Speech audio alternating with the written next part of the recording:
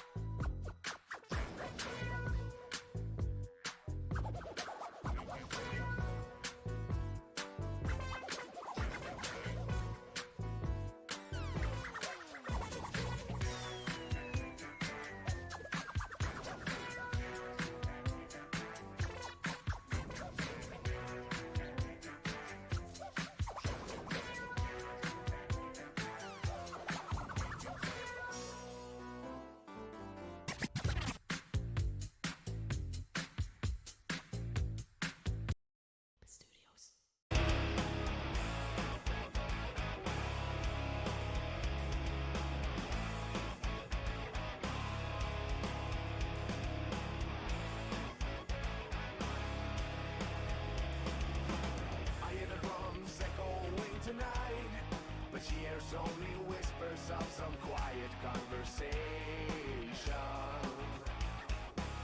She's coming in 12:35. The moonlight wings reflect the stars that guide me towards salvation. I stopped an old man along the way, hoping to find some old forgotten words or ancient melody. He turned to me as if to say, hurry boy, it's waiting there for you. It's gonna take a lot to drag me away from you. There's nothing that 100 men or more can ever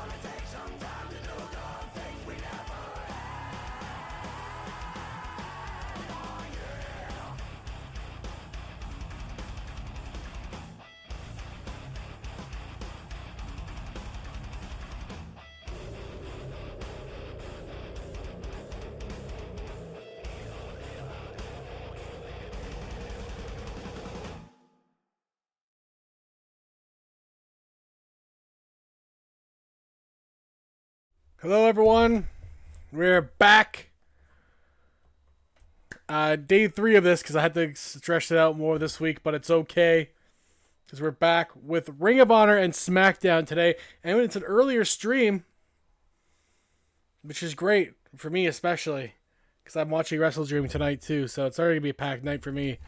But let's get into it. Lots of wrestling, including a feud brewing between Abyss and Bray Wyatt. Abyss aligning himself with Harper and Rowan, who have been after Wyatt since the beginning of the season, but injuries hampered a lot of things. Now they're coming ahead as they go into WrestleMania. Abyss and Bray Wyatt will likely meet at WrestleMania for the championship. This is a preview of what's to happen here. Harper and Rowan take on Joe Gacy and Uncle Howdy.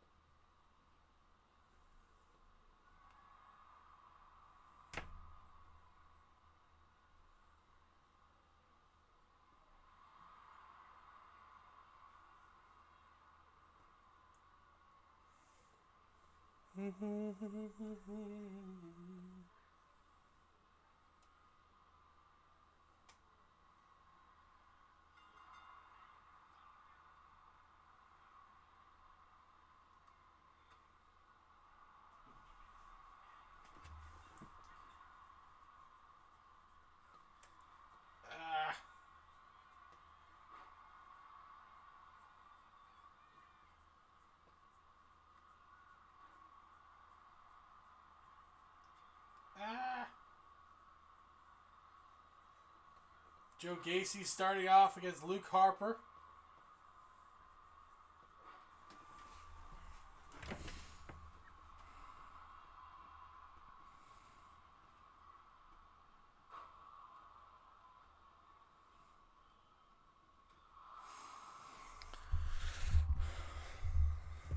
Gacy has been kind of the odd man out in a lot of altercations. He has been taking a lot of the pins and a lot of the abuse in this feud. But Wyatt says he still believes in Joe Gacy and his future, what he could do, especially for the Wyatt family.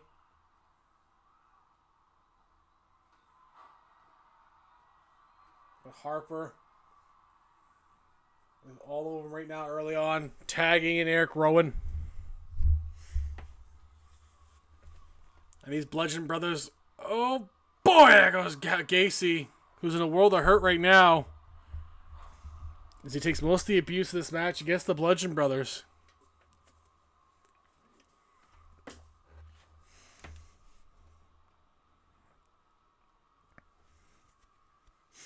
Gacy putting Rowan in his corner. Should think about getting Uncle Howdy in there.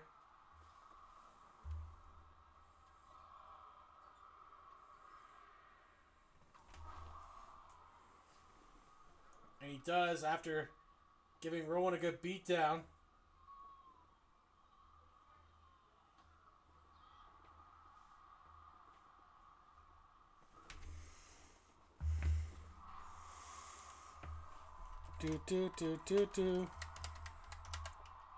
Hope you're all having a good weekend to start off the weekend.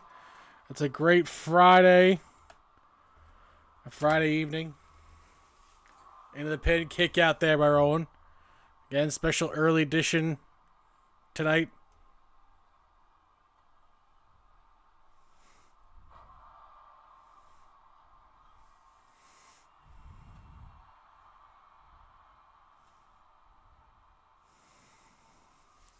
Rowan trying to fight them both up at the once. And down goes Gacy, but Bray Wyatt borderline getting his team in trouble there. The ref warned him. Howdy catches a distracted Rowan off guard with a takedown there.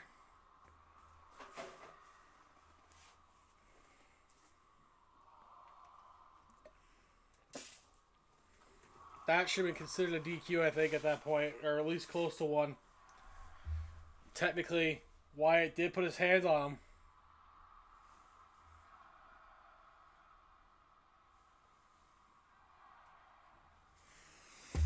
Count still on. Rowan makes it in time. Gacy takes out Harper, but Rowan takes out Howdy.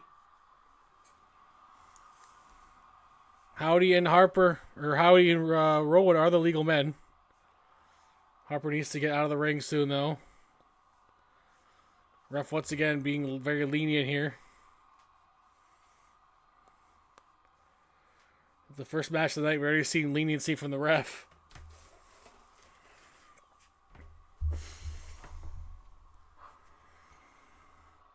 And look at this. Oh, Bray Wyatt, come on. Bray Wyatt pulled Eric Rowan out of the ring, and Howdy crashes into him. The ref, I don't think, saw the dragging. He definitely should have seen the dragging. Distracting Rowan.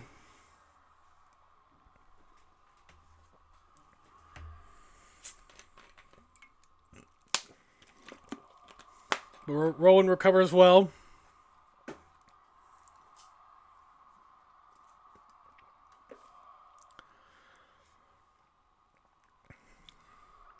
As he's taking up both Gacy and Howdy pretty handedly here. Gets back in the ring, likely looking for Harper. Maybe not quite yet. Continues to torment Gacy. Gacy counters. Opening for Howdy now. Driving those knees into the side of the head.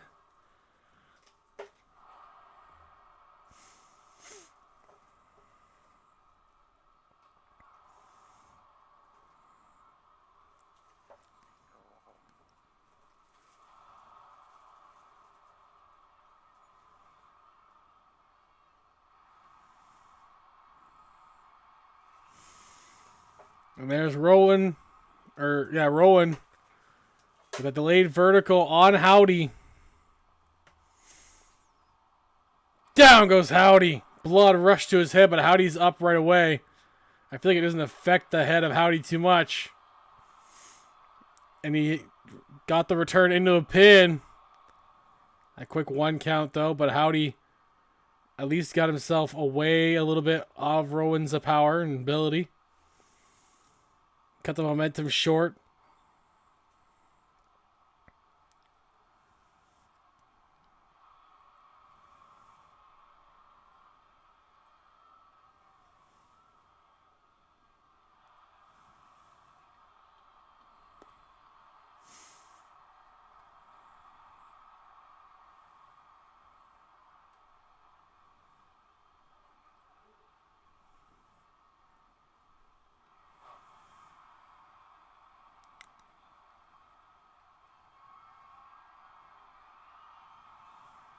It's down, chop blocks the back of the knee of Harper.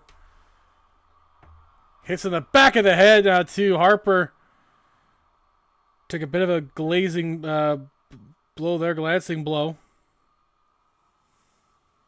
Which put him in a daze. Gacy caught him square on the forehead.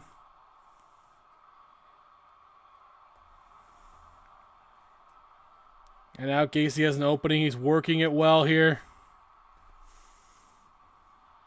Gacy into that submission. Oh, look at that. Oh, God, stretching. But Rowan saves his partner. Solid opening for Ring of Honor here.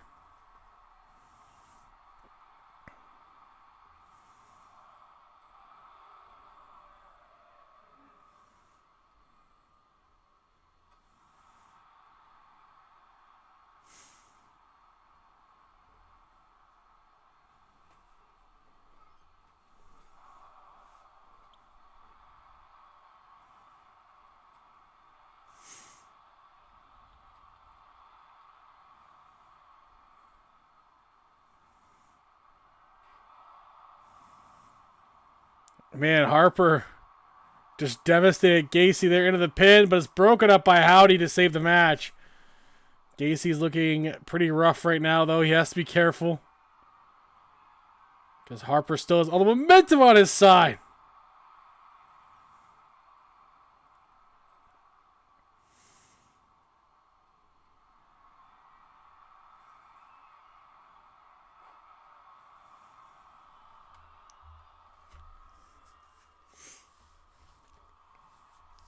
Harper and Rowan have done a very good job in this match, but they got to keep the momentum on their side. Against Gacy and Howdy. Oh, that shot to Gacy for good measure. And then goes the tag in Rowan. Rowan goes back in. German suplex. Into a lariat. Into that clothesline. Oh, broken up by Gacy to save the match, though. Otherwise, he likely would have had that one won. Rowan measuring Howdy.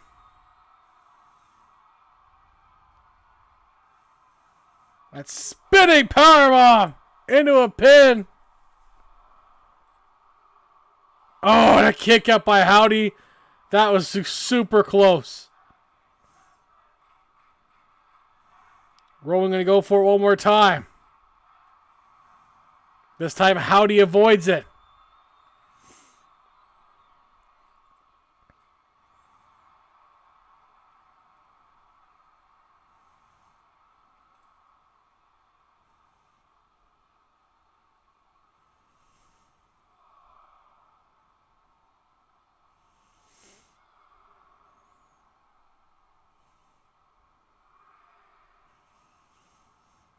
Four.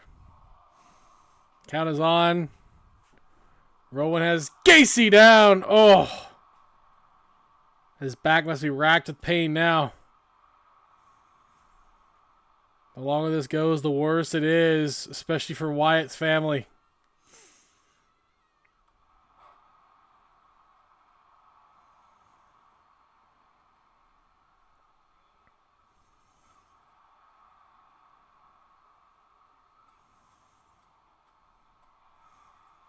Harper and Rowan continue the punishment on either Howdy or Gacy. They don't care. They're just targeting limbs or keeping them down. Most of the solar plexus and head areas.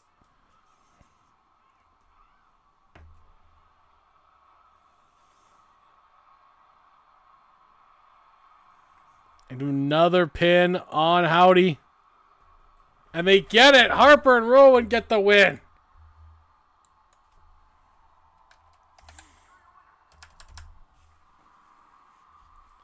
The Bludgeon Brothers with the victory here tonight.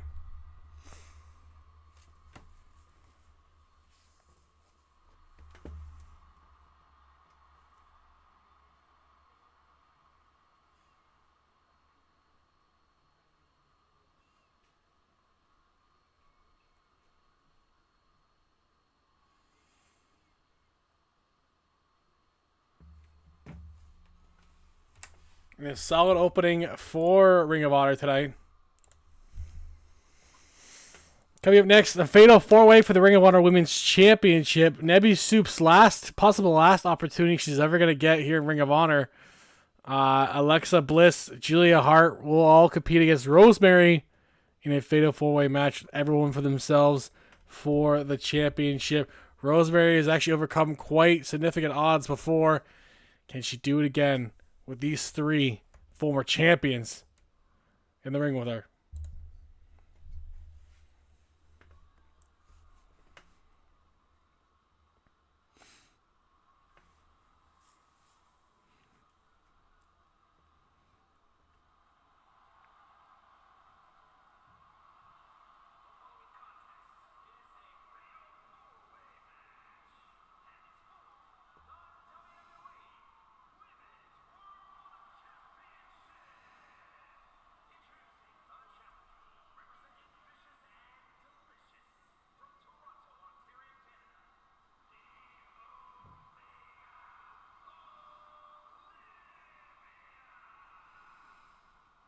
Let's go, Soup!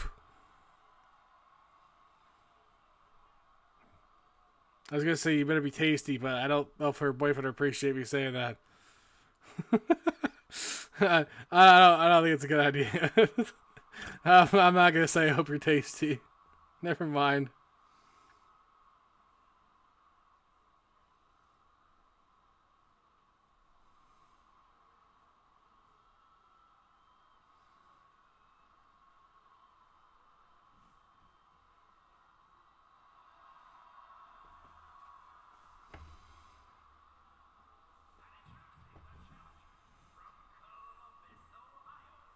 Alexa Bliss!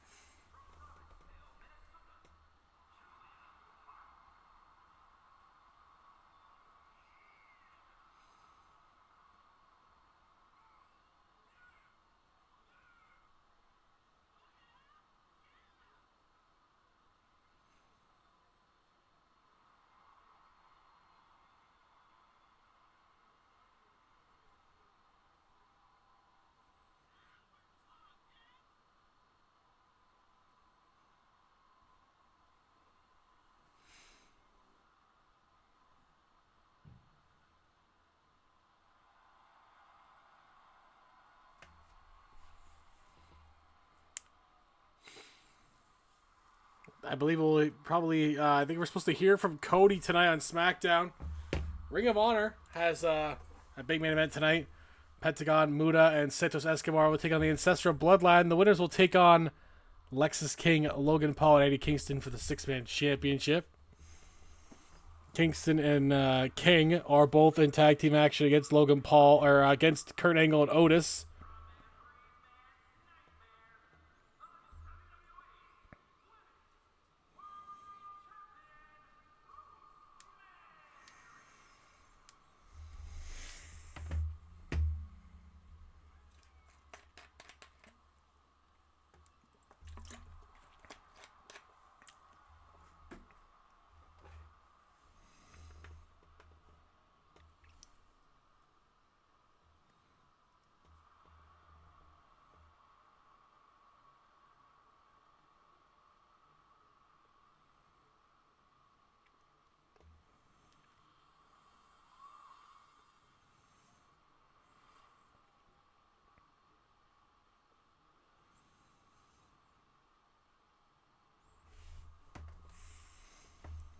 All right.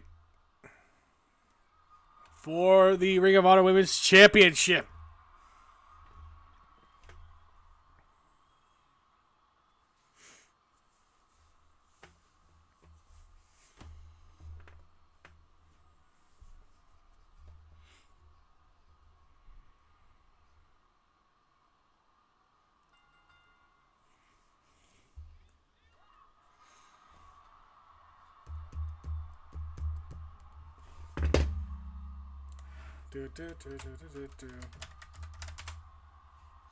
Just in time for that catch on the Bergmite.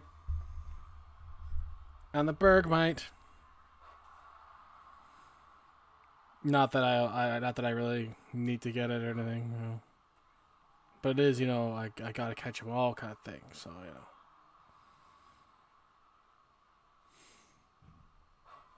Last woman standing, the first one to get a pinfall or submission. Sorry, yeah, it's not last woman standing. It's first one to get a pinfall or submission will win the match here. And the Ring of Honor Women's Championship.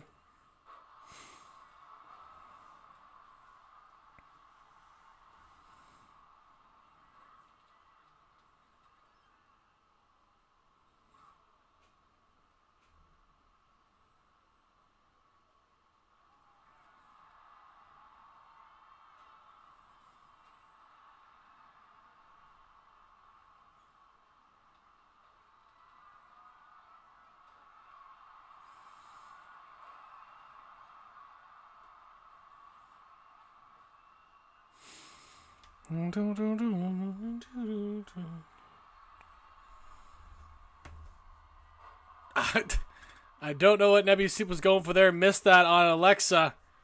But I guess the DDT still. Nebby into the pin on Alexa. Kick up by Alexa, and here comes Rosemary. All these women have fought each other all season long for this gold, as well as for the Ring of Honor Women's Tag Team Championships.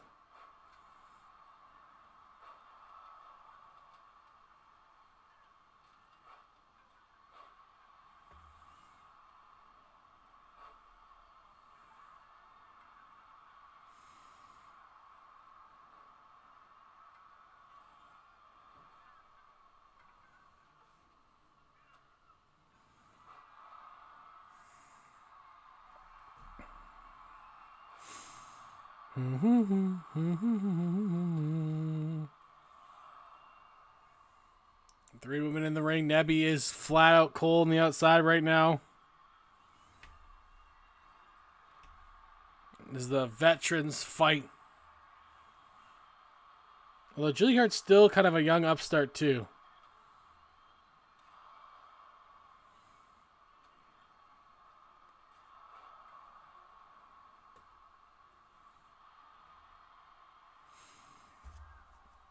Now all four in the ring. Nebby. Oh, getting hit in the gut again. She's been injured there before this season.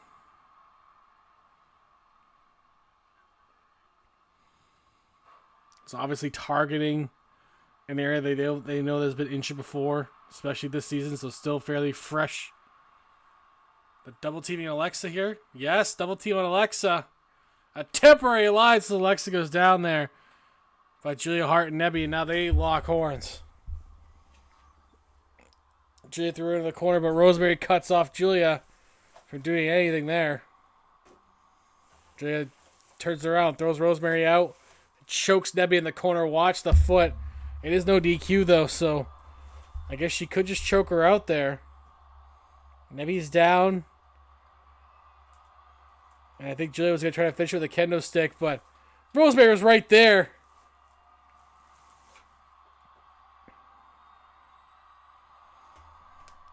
Trying to target the champion, take her out of this match.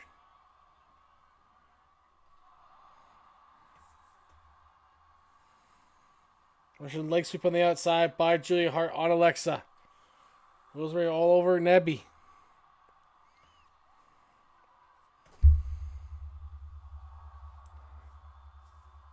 Any of these four women could still pick up the win at any point.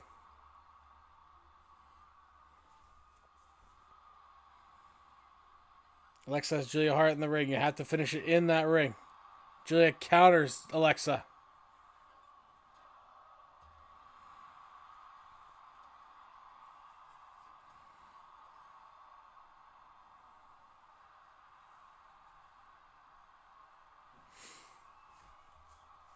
Julia into the pin on Alexa. Into the 2. No, not even a 2.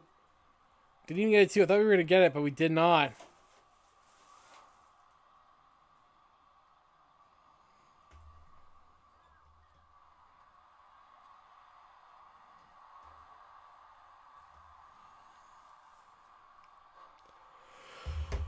Oh, a spear by Rosemary on Alexa.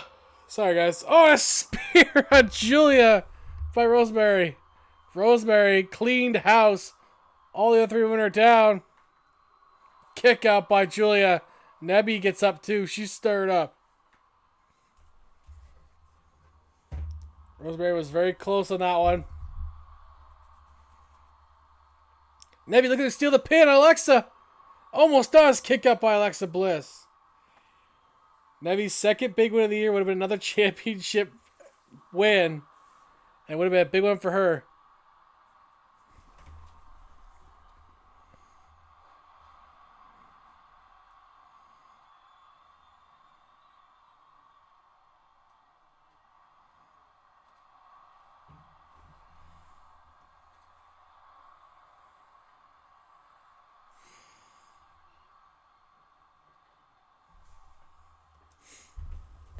Ugh.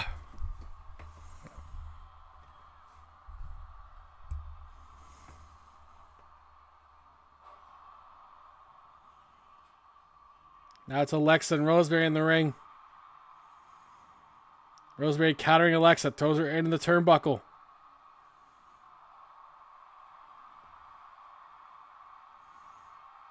But Alexa dropped toe hold on Rosemary. Now it's classic Alexa.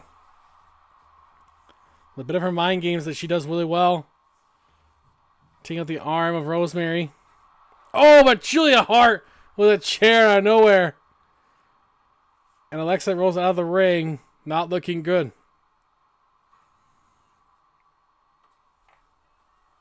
Rosemary recovers. Attacks Julia Hart. Nebby hits the ref with his... Oh, the sledgehammer. I don't know why she did that. And she can't get the pin. 1, 2. No, it would not have been a 3 anyway.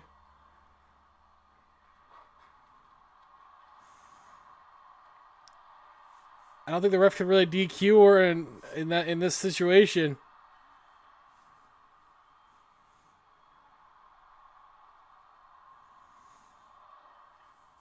Broken up by Rosemary, keeping her championship intact, holding on to that for dear life right now in this match.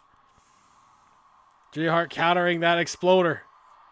Nebby with that sledgehammer again.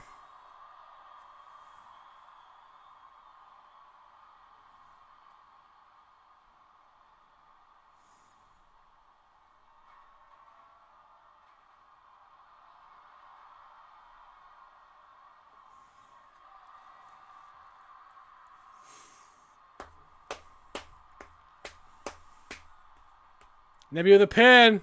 Rosemary doesn't see it. She does it again. Nebby does it again. Nebby does it again. Nevi Soup is champion again.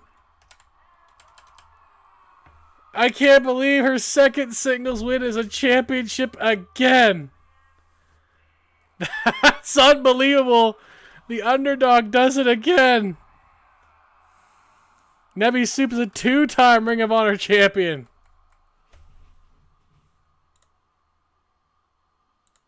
Wow. I did not think she ended up being a 2-time Ring of Honor champion, but that's incredible.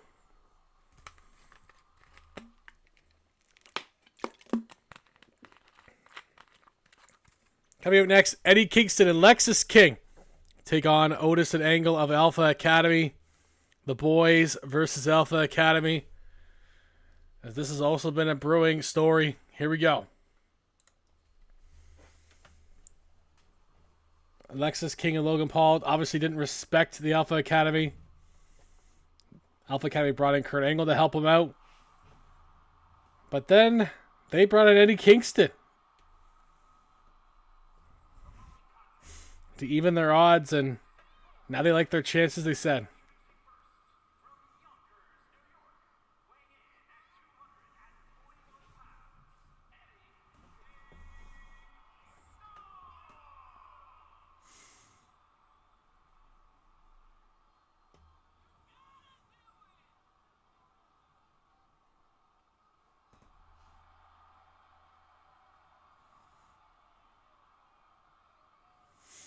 Eddie Kingston.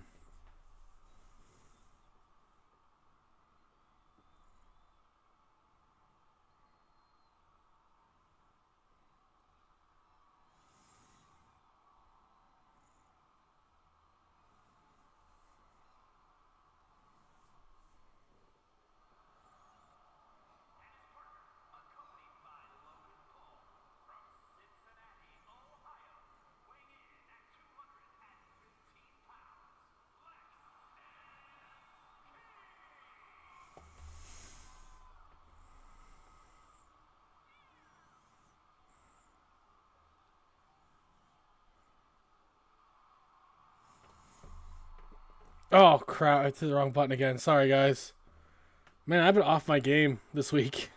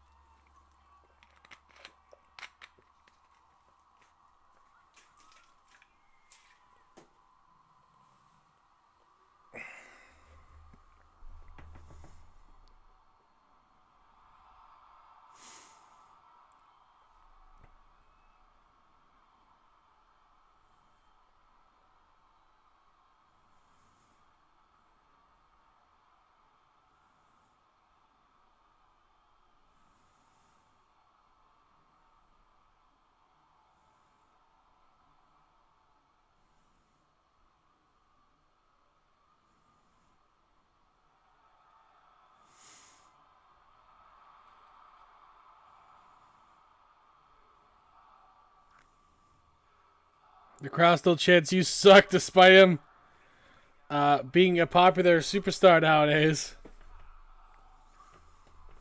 A legend in the business. A much needed boost to the profile of Ring of Honor. Who came over to ROH after the trade with Eddie Guerrero for Seth Rollins, which reunited the Shield on Smackdown. Paid dividends for the Shield so far. Paid dividends for Seth Rollins especially. Hasn't quite been the thing for Kurt Angle yet. Nor for Eddie Guerrero.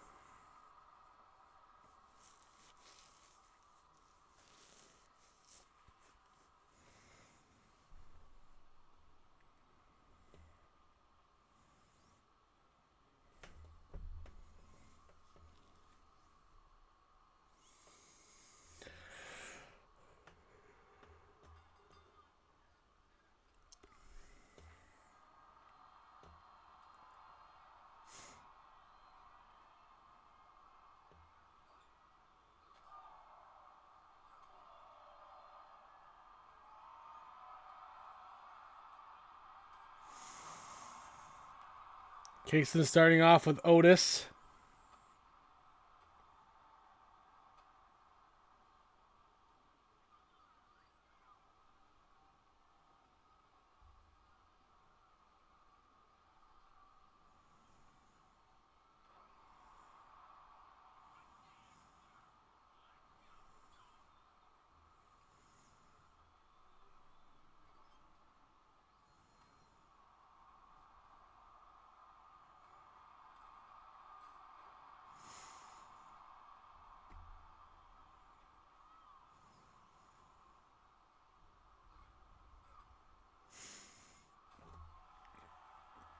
And Kingston's kind of, he's not necessarily a fancy wrestler or anything like that. He's just going to beat you down. He's just going to hurt you. That's all that really matters to him in the grand scheme of things.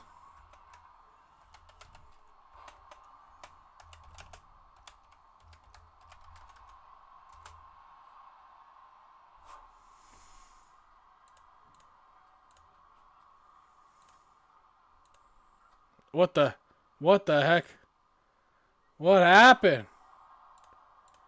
That's glitchiness right there. Lexus King is going to take advantage. Looks like Otis kind of trapped on the outside a little bit here. By I think Logan Paul affecting that one too. A lot of weirdness going on there.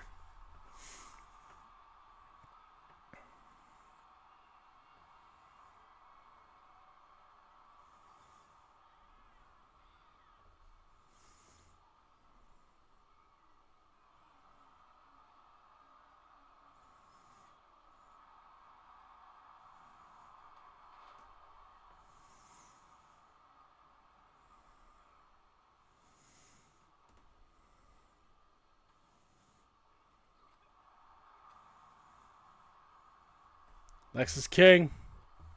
Oh, that hip check. It just sits out on Kurt Angle. Shows that unique offense that he hasn't really used too much of until now. Lexus King's been a very effective singles competitor too. Him and Logan Paul are former World Tag Team Champions. They never officially lost that title.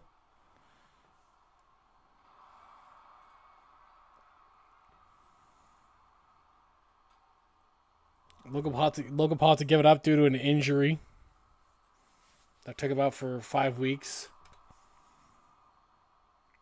That pretty much led to Edge and Christian becoming champion at that point.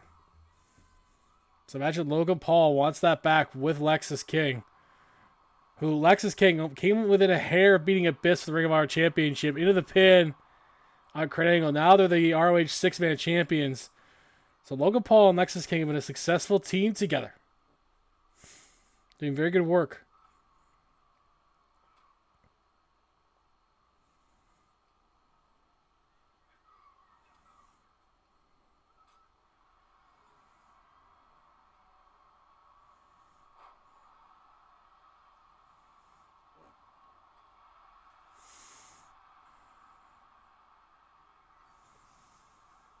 Now Kingston and King working together. Shoulder tackle on Angle.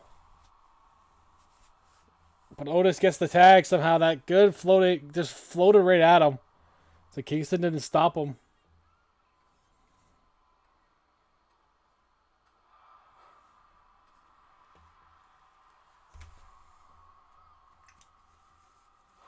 Alley-oop on Kingston. It took a while for the ref to get that ring pad back on.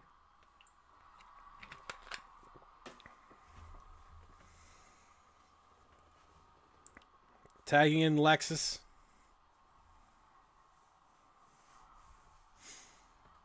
Oh, good shot to the back of the head by Kurt.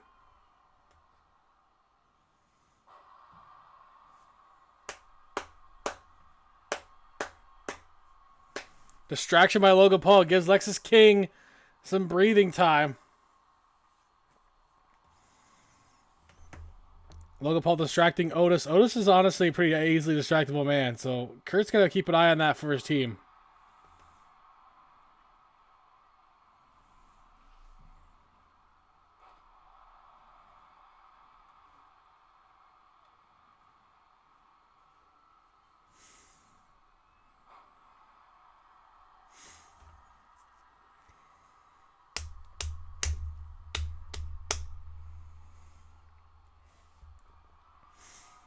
Now, what's Lexus King got planned here for Kurt? Oh, the Hangman.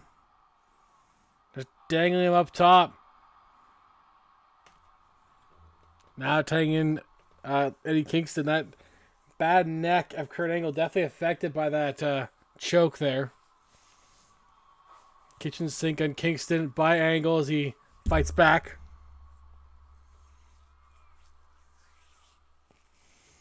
Into the offensive corner. Kingston counters. Make sure you can't get Otis in. Off the ropes.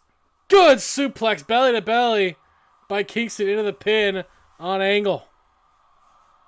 Just the one, but Kingston kind of figured it.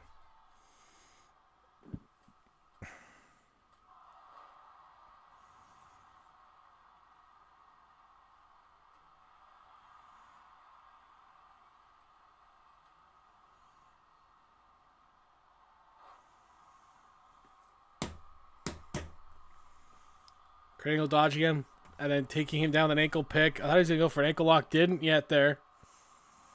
Oh, Kingston, a good gut shot. Thought that was a low blow for a second. That came close to a low.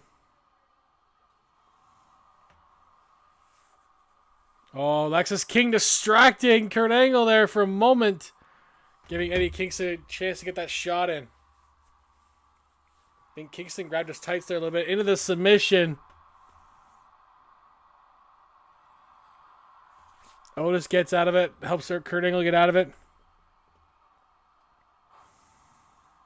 And now Kurt has Kingston down.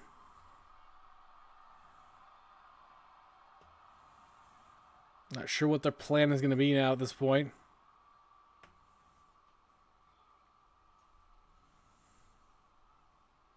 Kingston float over into the DDT on Otis.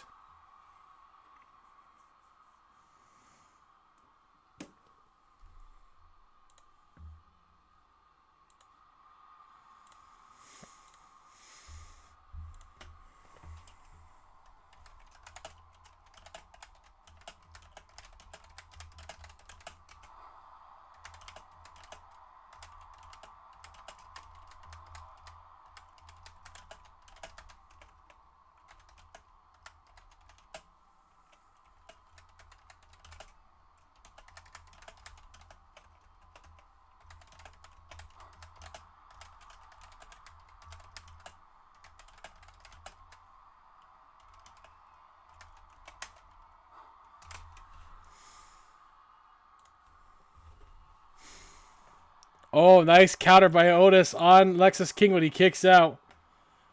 But gets it right back up. Good takedown again. Otis has to use his power advantage against King and Kingston. Now a submission from Otis to Lexus King, who gets out of it.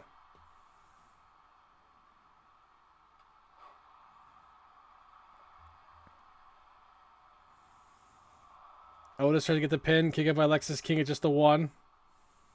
Kind of like a warning shot.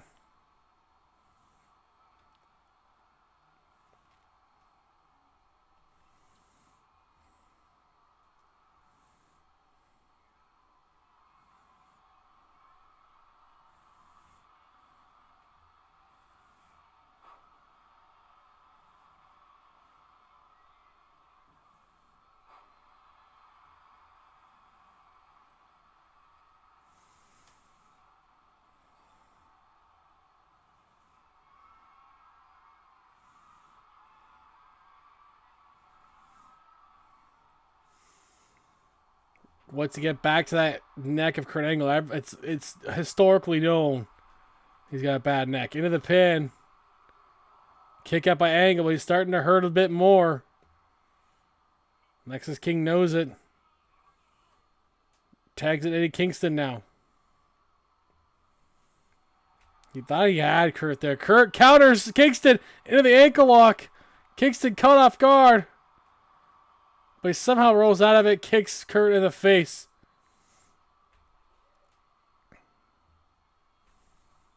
Good counter moving by Kurt Angle, as expected. By the NCAA standout wrestler. The Olympian.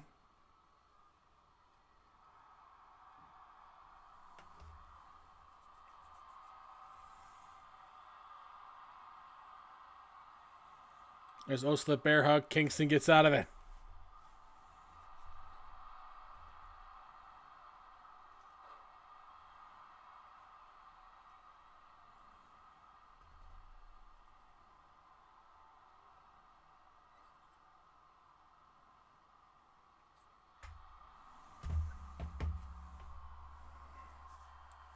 Suplex on Kingston. Otis has him up. No, Kingston rolls out of it. Like, just falls out of it. And targets the knee of Otis.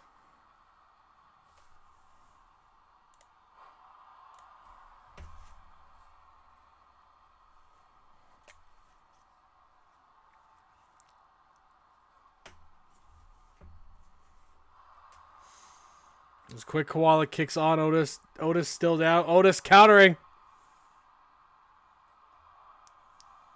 Kick out by Kingston.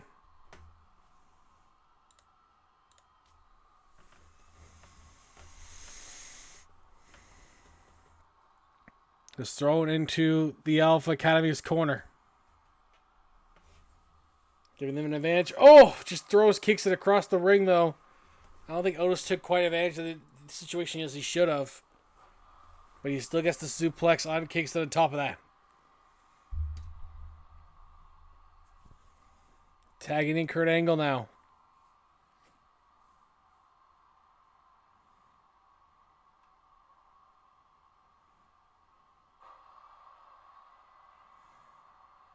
Near the pin, broken up by Lexus King. It won't be enough. At least not yet. Down he goes. Down goes Kingston by Otis, but Otis getting distracted by Lexus King. Gives Kingston the opening he needs. Otis with the dozer. Hey, Omega, how you doing? Into the pin now. Kick out by Kingston. How you doing, Omega? Hope you're doing well.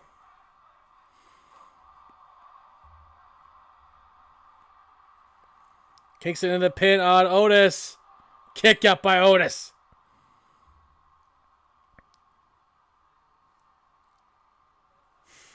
Exhausted, but I'm good. I want to get this show done for the boys tonight. We got Ring of Honor and Smackdown today. But otherwise good. I'll get through it.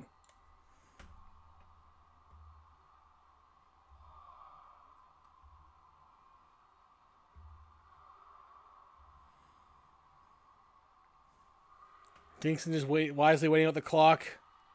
Stunning Kurt off the ropes here.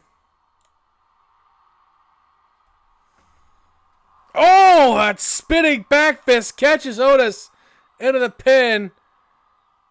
And the boys club might get it again. Rope break saves him there.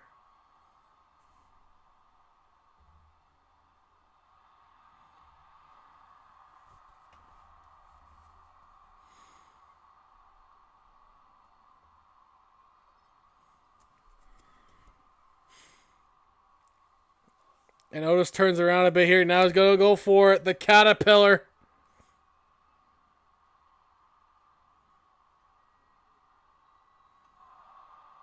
Gets it. Now a pin on Kingston, but Lexus King breaks it up. Yeah, I think so too. I might be able to catch it tonight, but I have to watch Wrestle Dream still with my friend Dan, who might join us tonight. So I might have to catch SmackDown tomorrow. Angle, go for the ankle pick. Couldn't get it. Countered by Kingston. But I think so too. It seemed like it was kind of obvious. But it could be a swerve. I doubt it's that it's that much of a swerve. The apparent original team was supposed to be Lucha Brothers, but AEW is kind of playing hardball with it. They're doing old school wrestling tactics where like, nah, you're still contracted. We're not letting you go. We're adding injury time on. So the Lucha Bros were supposed to be in that slot. They're not getting it. So I guess most of the Machine Guns are. The Machine Guns were supposed to go to to NXT first. But they needed to switch it. Because they couldn't get the team they wanted. So hopefully that works out for Motor City, honestly. I think it will. Oh, pop-up powerbomb on Kingston by Otis into the pin. And they get it. Otis and Angle. And the streak of King and Kingston with Logan Paul.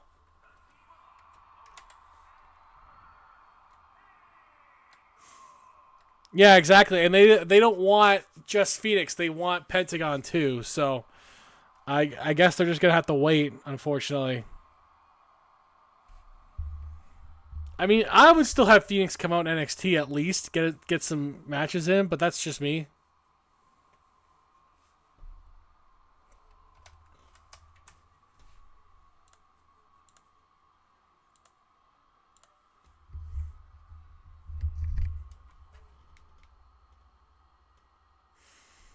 Coming up next, three-way tag, Wendy Chu and Shotzi. Cora Jade, Ruby Soho, and Shayna Baszler and Sonya Deville for the Women's Tag Team Championship. Well, we'll see, because, like, Raw has, like, trimmed their roster down because they're only 2 hours now, so I don't know for sure. And, yeah, I'm not entirely sure how they're going to do it yet. For Ring of Honor, there's 2, and for SmackDown, there's 5. So we got 7 total left. So we still got a pretty good amount to go. Here we go. Three-way tag for the Women's Tag Team Championship here on Ring of Honor. Oh my God, I did it again. I'll put this down here.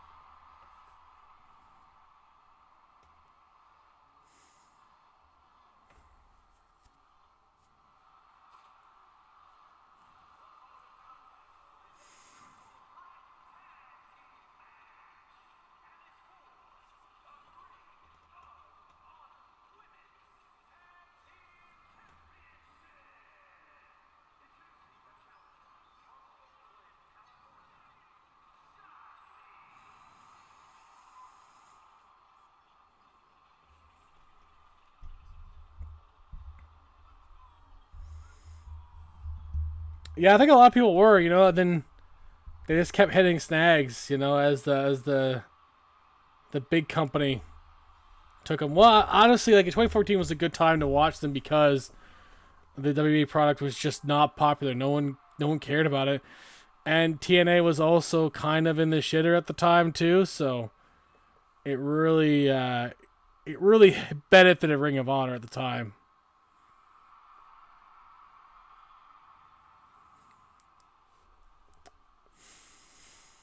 It's also kind of like it's also like in international markets it's kind of harder to watch it in general anyway, but I think it's just become more of its own like feeder system for other talent.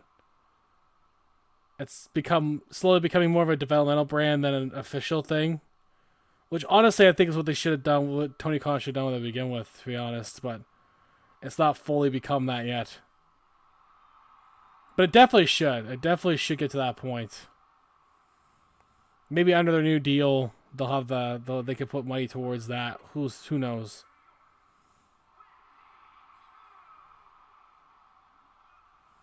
All we know is speculation because they're privately held. All we really have is speculation of what they actually do. Like, because we can't. They don't have to show the books or nothing. They don't have to show anything. So all we have is complete speculation. So.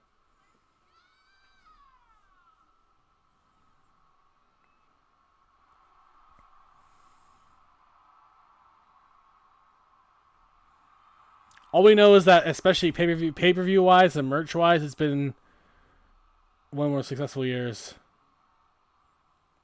For this, yeah, there's a Discord for this. I'll get you a Discord link. It's the Eddie Games Discord. We're all in there. Yeti does his own stuff every now and then as well. We're actually looking at doing some more wrestling programming with him at some point as well, but. Here is the Discord for there. I am there under the Chef Mike. And it's more than just wrestling there. We'll have other stuff going on too. You can participate in the chat whenever you want. Everyone's been busy lately, so it's kind of been slow. But, usually there's a couple people there every day talking. So it's not too bad.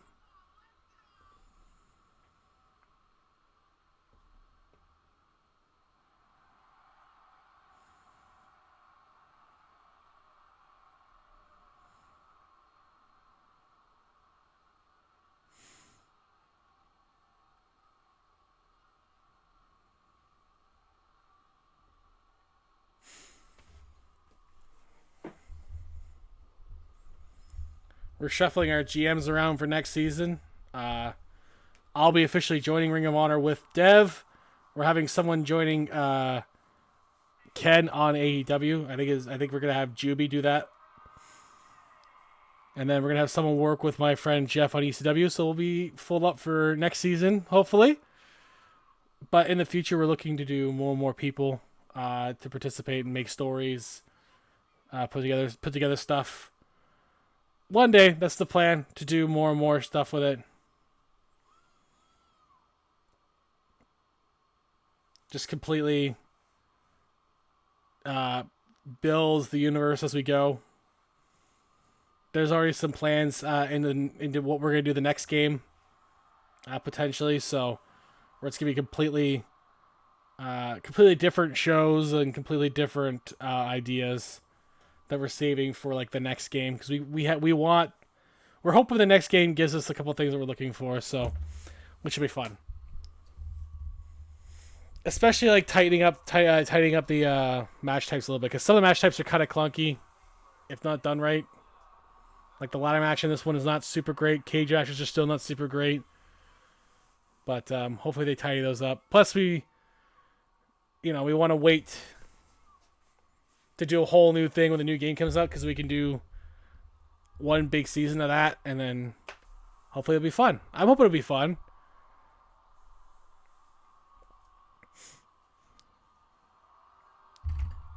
This season will end in week 24, so we're coming up soon. WrestleMania will be the end of that, of course.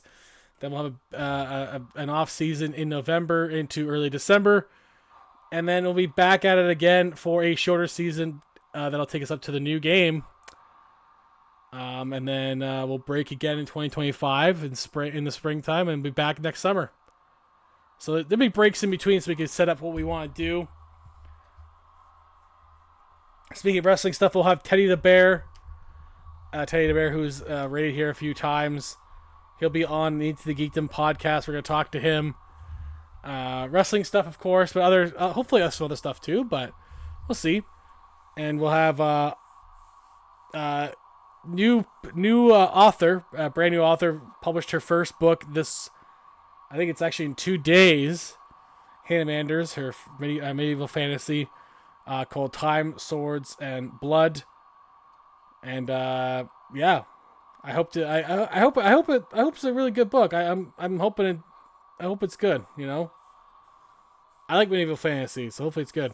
And we'll talk to her too about the process of all that. And we're also gonna have Skip Starhopper on at some point as well, who I met doing a community night recently. And also in November, while we're on our hiatus from wrestling, we'll be doing other projects, including a charity event I'll be doing between 4 a.m. and 8 a.m. my time on November 17th for hurricane relief in North Carolina, specifically for Project Hope. So that should be a lot of fun. It's helping a friend of mine who I've known for years, Sally, and her partner. Her partner is from North Carolina, so we're helping them out doing a rally, 24-hour rally, where we're all doing 4-hour sessions apiece and passing the baton off to the next person. I raised personally, I think, up to $500 last year. I think we did pretty good. I think we got $1,000 overall. Not too bad considering we're a bunch of nobodies. So I would say it's pretty good. If we could do that again, that'd be awesome, because every little bit will matter and more details will come around November when we get closer to the date.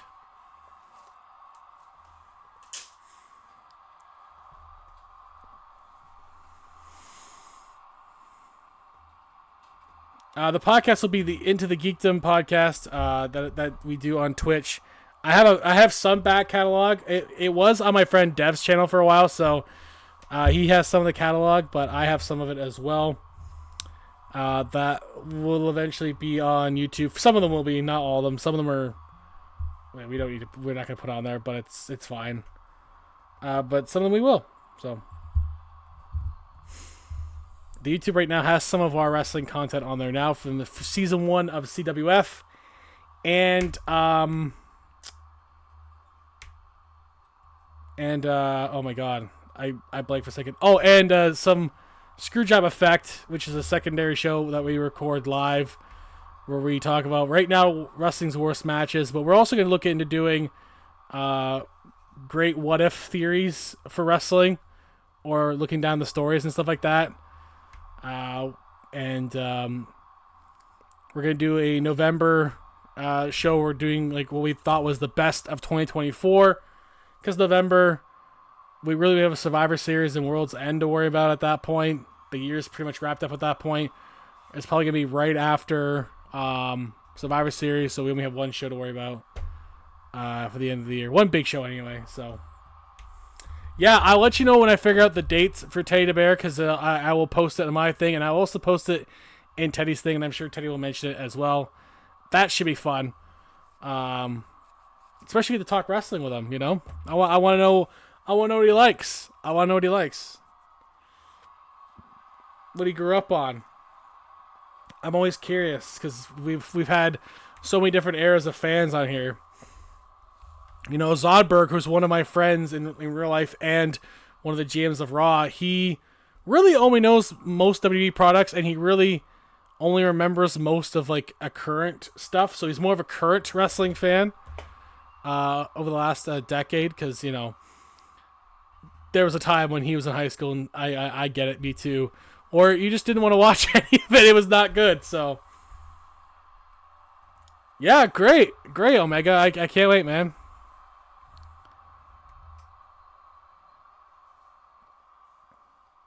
I can't wait to talk to him. I can't wait to see you guys there and, yeah, hang out, talk wrestling. With my friend Dev, who is the GM of this show here. He booked this show tonight. This is for the Women's Tag Team Championship here. But yeah, we're going to talk to him as well. He's an old school wrestling fan, so it'll be really cool to see if they could combine on that. I'm more eclectic. I didn't watch WWE in the early in between. I think I didn't watch much of it between 2006 to 2014. I watched mostly TNA because I just didn't care for the product at the time. And then when TNA sucked too, I kind of just stopped. When CM Punk was gone and the Shield was broken up, I didn't even get to see Ruthless Aggression, I didn't even get to see the Shield of Wyatts because I didn't know who they were at the time. Yeah, me too. I think personally, in terms of in-ring work and just nostalgia stories, like, and the roster itself, I think Ruthless Aggression era is, to me, better. I do like Attitude Era, what they brought, because obviously, you know, Hogan Rock and stuff like that, but Ruthless Aggression is where, to me, the work rate wrestler really started emerging and becoming popular. And without that era, we wouldn't have had a Daniel Bryan. We wouldn't have had even a Punk. We wouldn't have had the Kurt wrestlers that we love today. A lot of them we wouldn't know. How do I feel about the French? Well, you know, it really depends on what kind of French we're talking about, Liam. It really depends on the kind of French. Yeah, that's actually a good one. That's a great one, actually. A great example of that. Kurt Angle was Ruthless Aggression competitor in general, you know? He's one of my favorites. That's probably one of the reasons why I like that era. Perk Angle era, too. The smelly cigarette smoking deviants. Well, you know, it's a good thing I don't smoke, so maybe I'm not a part of those deviants.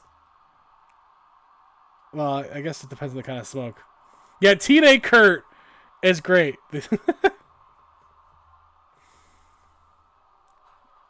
I really don't understand the hate of the French. Luckily, there's no one in this match that's French to offend you. So that's good. I don't know if there's anyone later on, actually.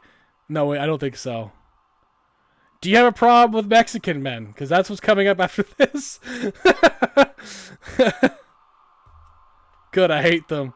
Damn. He really hates French people, man. I don't know. How about Western Canadians? Are you okay with Western Canadians? He's the main event of Smackdown tonight. We got that. How about Texans? You have any problem with those guys? Oh shit, I lied. There is a French Canadian coming up. On Smackdown, there's two specific ones. The most popular French Canadian wrestlers of all time, actually.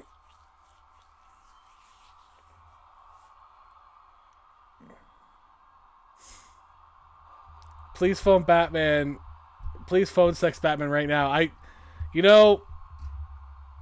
don't think I should do that on stream. I feel like that might be a bannable thing on stream. I think if Twitch actually finally paid attention, that would be the moment they tuned in. And that would be it for me.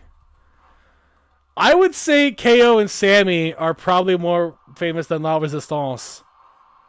As much as Sylvain Grenier and Rene Dupuis were pretty good, they were also pretty green and were called up way too soon. Whereas Kevin Owens and Sami Zayn were already like entering their prime when they joined. So it's kind of a different era. What do you do as phone sex Batman? Is Robin okay? I feel like it's the phone sex in general part, not specifically the Batman part. And I feel like Twitch is not the platform. No problem, Omega.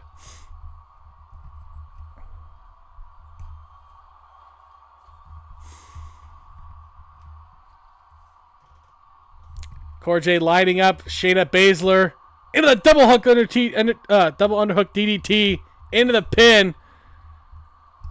I mean, I understand that it's Batman. I like Batman. It's just I'm not doing the phone sex part because that'd just be weird. When's the hot tub stream? You know, surprisingly, you're not the first to say that. And I don't know why. Because, like, you don't want to see this in a hot tub. It'd be fucking hilarious. I honestly think I probably would get people out of curiosity showing up. But I don't think, I don't know if I could do that. I do have a hot tub. It's just the logistics of setting it up is a pain in the ass. Especially with my luck, I'll probably, like, destroy my computer in the process, and I don't want to do that. I could try to do it from my phone, but I don't know. Bathtub stream, no bubbles. I mean, but you need to have bubbles. I mean, otherwise, what's the point? Shouldn't bubbles be a requirement to do that kind of thing, you know?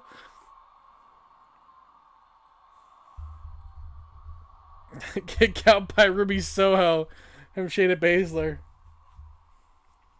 I'm going to be doing some cooking streams at some point, too. Hopefully, near the end of the month.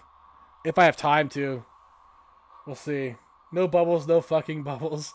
What's wrong with bubbles? You got something wrong with the French and bubbles? Oh, man. It's just fucking bubbles, man. Like,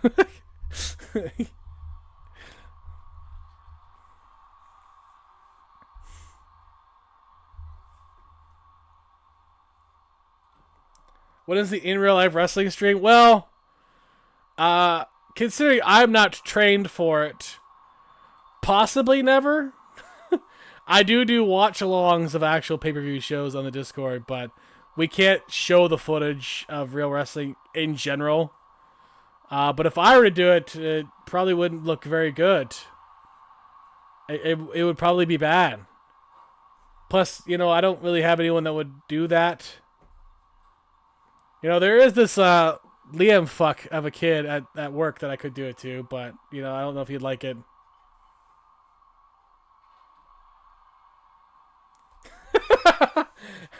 Any annoying, well, like I said, this is this annoying sickly boy that, you know, if you powerbomb him, he might snap in half.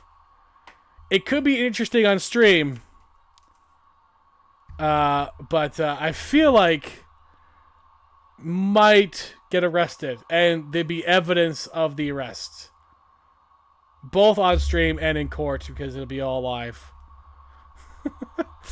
So, I don't know.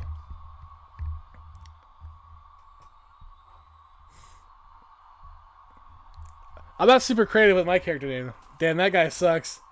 Like, he fucking sucks. Well, you know, sometimes. Sometimes he does.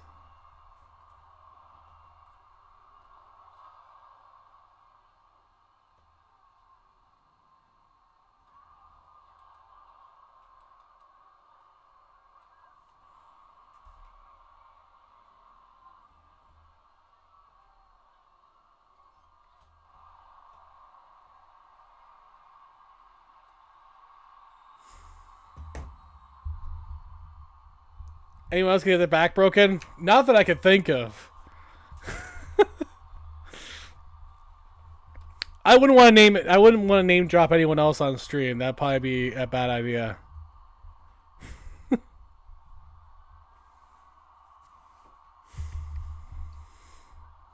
I only name drop the one person because I feel like you know who I mean. So potentially, I can't confirm.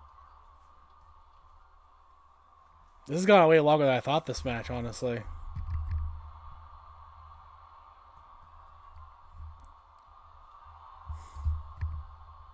I'm supposed to commentate on the match, but I have not paid attention for a little bit because I've been reading the chat.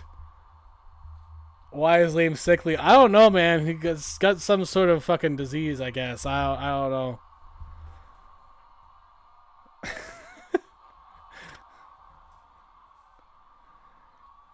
Whatever it is, whenever he hangs out with other friends, he makes them all sick too, and then they're out of work for a week.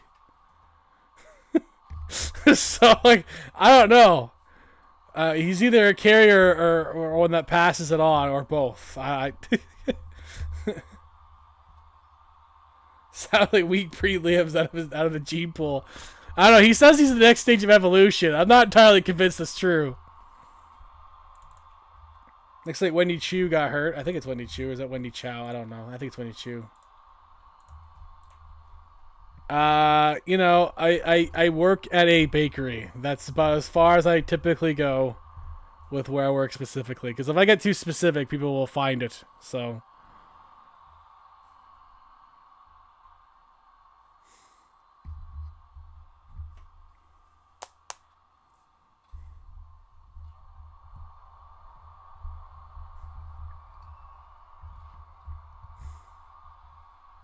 Ruby Soho looking to finish the match here. Potentially good senton there on Shotzi into the pin. Cora Jade just kind of forgot about it. I think it's her partner anyway, but broken up by Shayna Baszler. Saving her team's championship. The former MMA stalwart. Just tossing Ruby Soho around. Wendy Chu just kind of sitting there in a daze. I don't know what you're doing. By phone sex Batman. Is that what you think of me as phone sex Batman? I haven't even done the voice on here in a long time actually. Karafuda clutch. Taps out and the champs retain. Via Karafuda clutch by Shayna Baszler.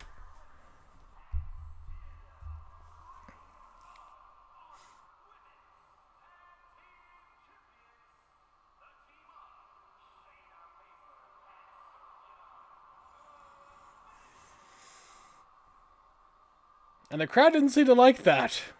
That's okay. I wasn't paying attention to either crowd. I'm not going to lie to you. I don't even know if I liked it or not. But it helps the ratings for Ring of Honor, so I guess it's good. Coming up next is the main event for Ring of Honor. Then we'll take a quick break as we set up the Smackdown show, which hopefully we'll have our Smackdown GM Dan on for that one. He doesn't have a screen name. He just goes by Dan. We're both very creative with our names. I'm actually Mike. He's actually Dan. Well, I appreciate it. Oh, the Smackdown show. Yeah. After this main event, we'll see the Smackdown show. With Pentagon Jr. teaming up with the Great Muta and Santos Escobar against the ancestral bloodline of Yokozuna, Umaga, and Rikishi, the actual... I think they're all brothers. They're all related anyway. They're all related. They're all related to The Rock somehow, which is also interesting. It's now frozen in place. Come on. There we go. I think it was playing music, but I have it turned off because I don't want to get copyrighted, so it kind of threw off the entrance.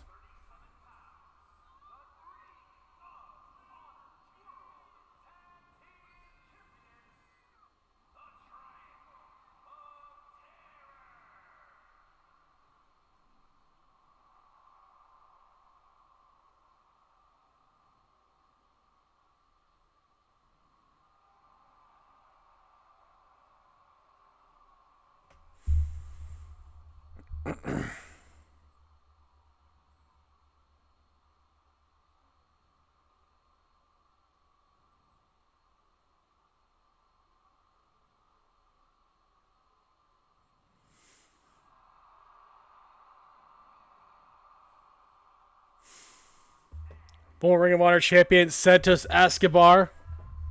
Looking for that late season push into WrestleMania for a potential spot on the card. WrestleMania is the magnum opus, the final shows of the season. See, as Dan's. God damn it.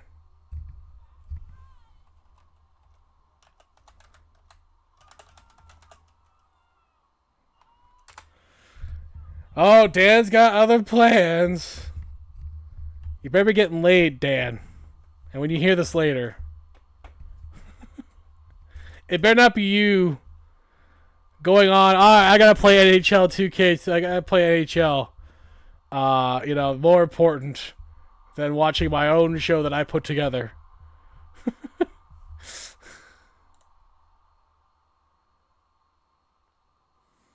What the fuck?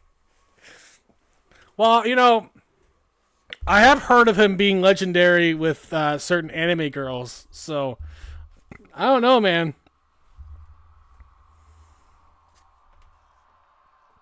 He's also from Durham, so it's pretty easy to not be a virgin in Durham. If you know, you know. Anyone from the Durham region in Ontario knows. It's pretty hard to stay a virgin in that area. It's actually harder to not get anyone pregnant.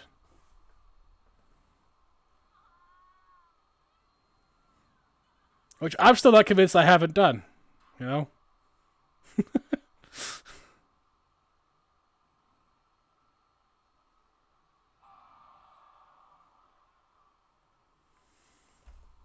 Oh. I mean, he could be. He could be a whore. I wouldn't be surprised if, this Liam guy in real life is actually a hoe, you know?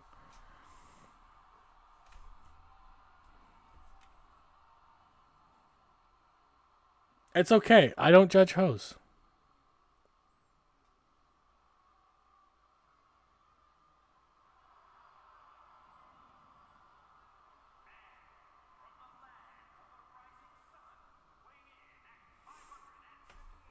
Oh, it's on Amazon? I'm going to find that book right now so I can link it. Not April Kelly. I don't care about April Kelly right now.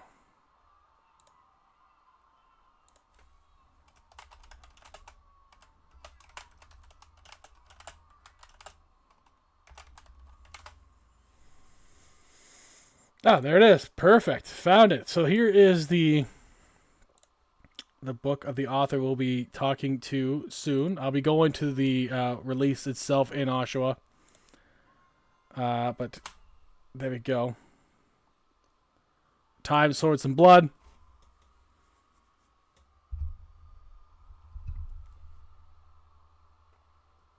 The synopsis is after the time travel was achieved 50 years ago, Delilah is now a proud owner of a machine. At almost 30, she has gotten used to the routine of her daily life. She's 2 jobs, plans meticulously for relaxing holidays, and blasts music when she's experiencing anxiety. Though she craves something and even feels called to a greater than herself, Delilah is unsure if she's ready to move out of her comfort zone, with the chances of disappearing and becoming a common fear for many travelers these days. On the morning of her long-awaited vacation, Delilah hears news another person has gone missing with a time machine. So it's kind of science fiction-y as well as medieval, because going back in time as well. So I'm curious how that story develops.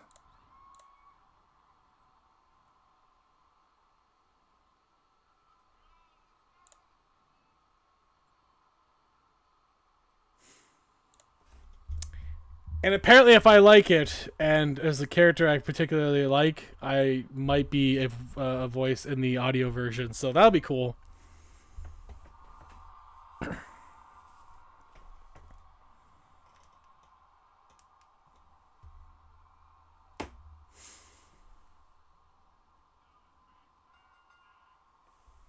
you go, trios match. All 6 men will start in the ring, but it has to finish inside the ring.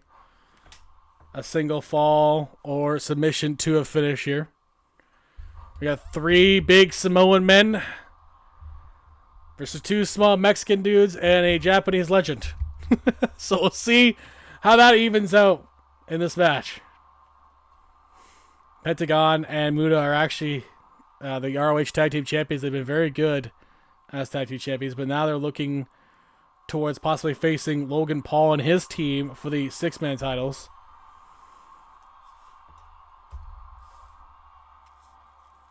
Because unfortunately Logan Paul is deceptively good in this game.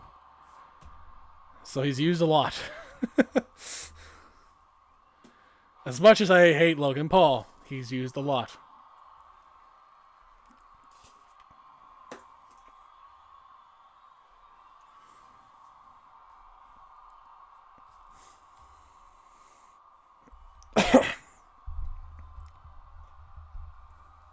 Right now it's too early to tell what team is going to take advantage, but Santos is really taking the punishment from Umaga here at this point. Umaga, a former Intercontinental Champion. Yokozuna is a former World's Champion in another era. Rikishi's had some tag gold, I believe in CWF actually as well.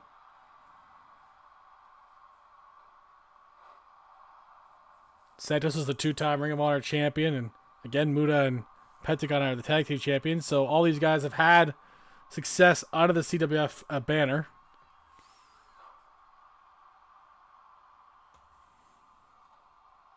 But only one of these guys has main evented at WrestleMania. Yokozuna was a part of a 6-man match to crown the first World's Champion in CWF history in the main event.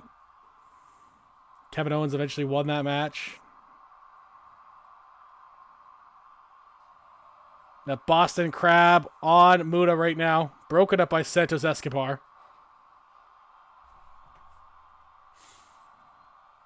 But Escobar gets out of that. Good speed, good countering by Escobar on Umaga.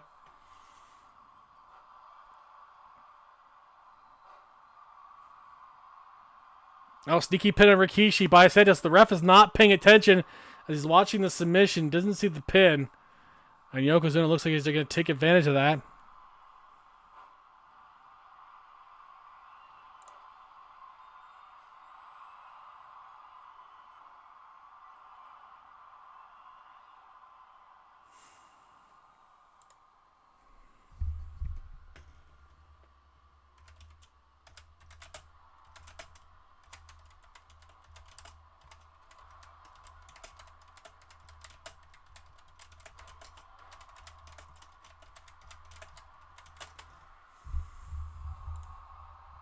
If you want to be part of the watch along for Bound for Glory, which is October 26th, yes. We'll be doing that one probably on the 27th, the night after, because I'm usually not available on Saturday. But I'll let you guys know if you want to watch TNA's Bound for Glory, where we'll see the possible crowning of Joe Hendry, one of the hottest superstars in the business right now, much to my chagrin. As he faces Nick Nemeth at Bound for Glory on October 26th.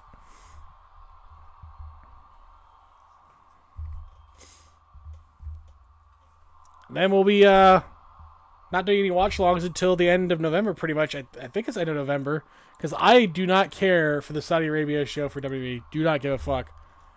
I'm probably not going to watch it, because I actively don't want to support Saudi Arabian shows at all. So that's just a personal choice. So I'm probably not going to watch a WWE main show until Survivor Series in Vancouver in November, which I believe is towards the end of November.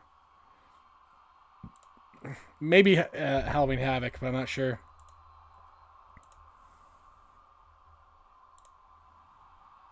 November 30th? Yeah, okay. So yeah, I'm not watching a main show until November 30th from WWE after we're done for Bound for Glory.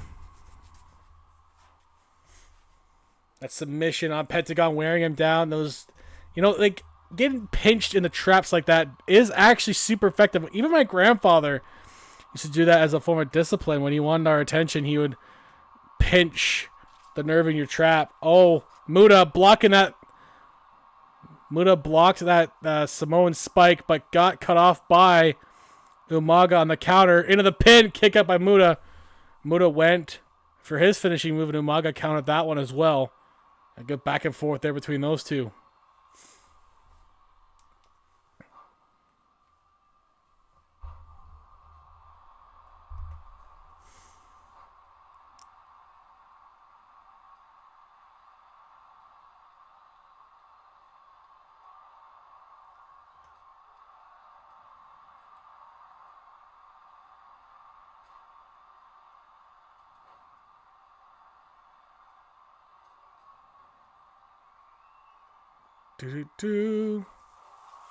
Oh, Dr. Squatch's new Joker soap? Does that make you crazier?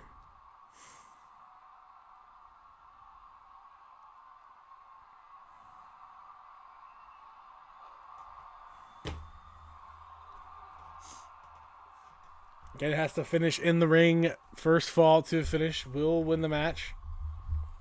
And that'll be it for the Ring of Honor show tonight.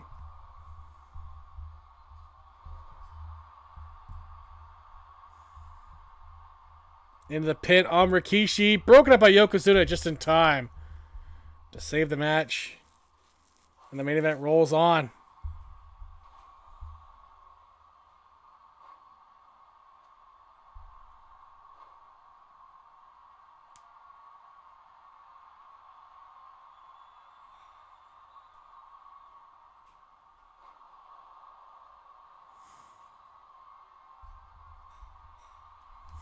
So on spike on Santos. Down he goes into the pin. Double pin. No, on double kickouts. Not enough. That Samoan family, that ancestral bloodline is nearing what they're hoping is it. Oh no, another Samoan spike. This time the Pentagon Jr. But Santos Escobar saves the match, just running past everyone to save it.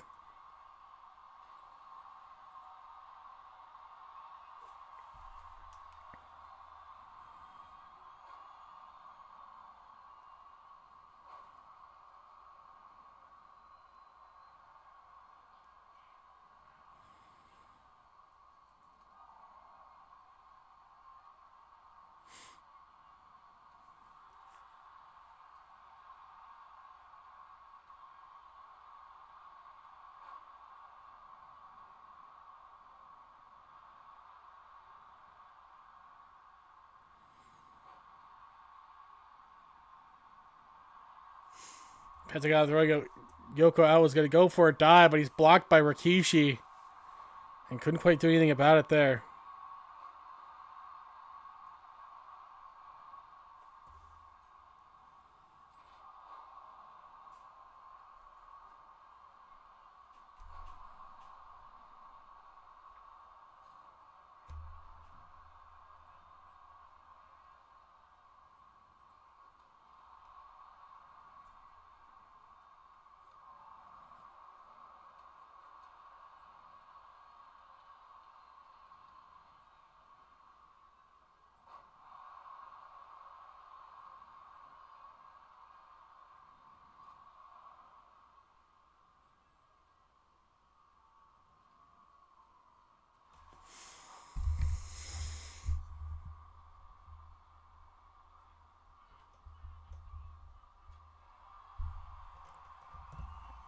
Rikishi. Oh, at the Samoan driver.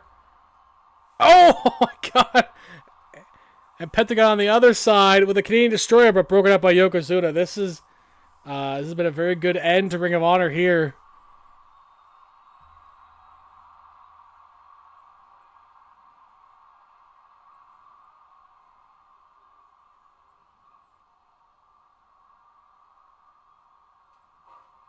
Overhead chop on Umaga.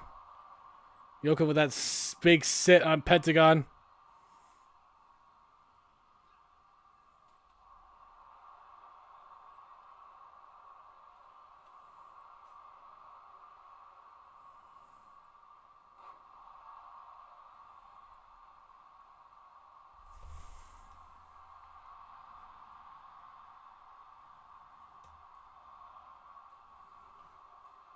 Nice. The Ancestral Bloodline get the win after a dominating finish for them.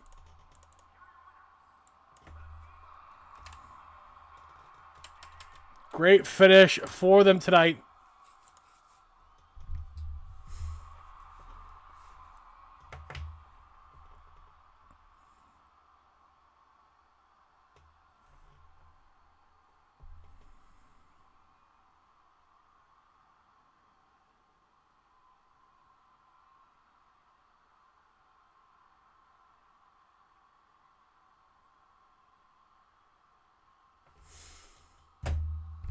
Excellent finish for these guys. All right, we'll be right back as we set up SmackDown.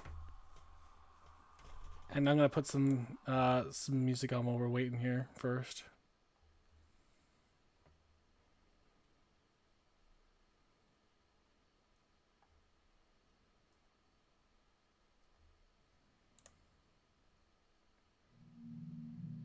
Not that.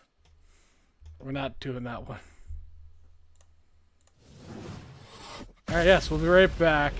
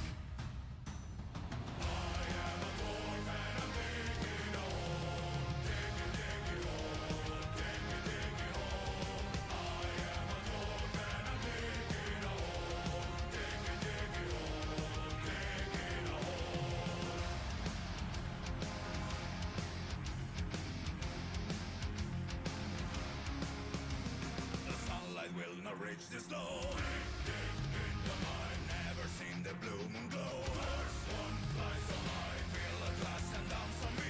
Stop your bellies at the feet, stumble home and fall asleep, dreaming in a mountain deep. Born underground, grown inside a rocky womb. The earth is a cradle, the mountain shall become our tomb. Face us on the battlefield, you will meet your doom. We do not fear what lies beneath. We can never dig too deep. I am a dwarf and I'm digging a hole. Digging, digging hole. Digging, digging hole. I am a dwarf and I'm digging a hole. Digging, digging hole. Digging a hole. I am a dwarf and I'm digging a hole. Digging, digging hole. Digging,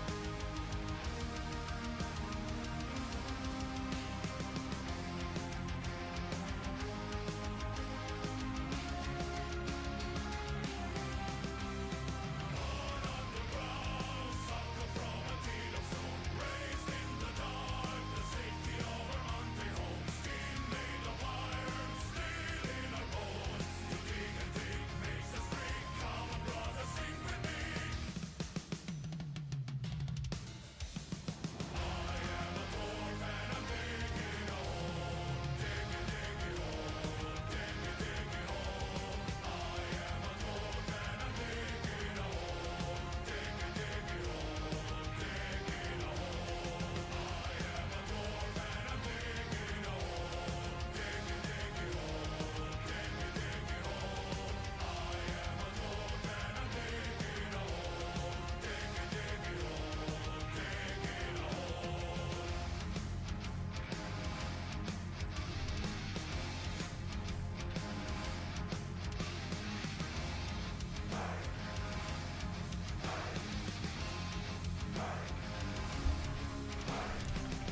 All right, we're back.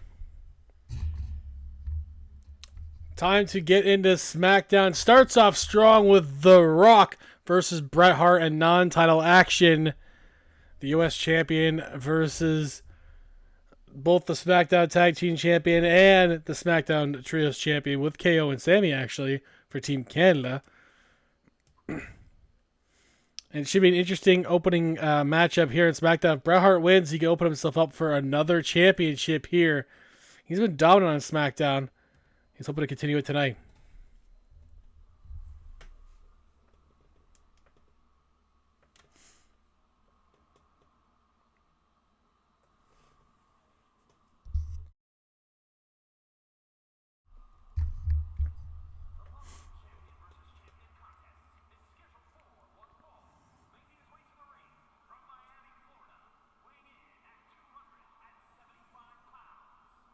I mean, no one screams America more than The Rock. I mean,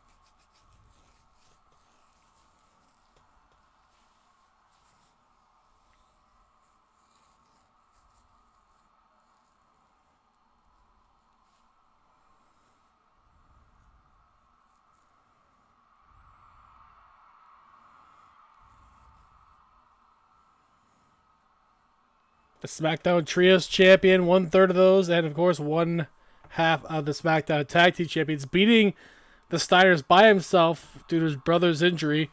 We still haven't heard anything from Owen. We'll see what happens if we hear from Owen tonight. I'll be surprised. Brett versus The Rock starting us off.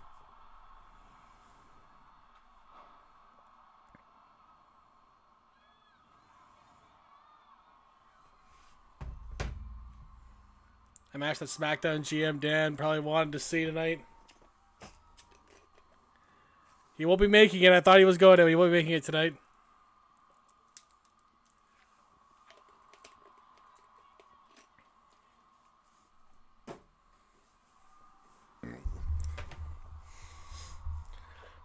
We'll be watching Wrestle Dream on Monday, though. So if anyone wants to join us in the Discord, you're welcome to.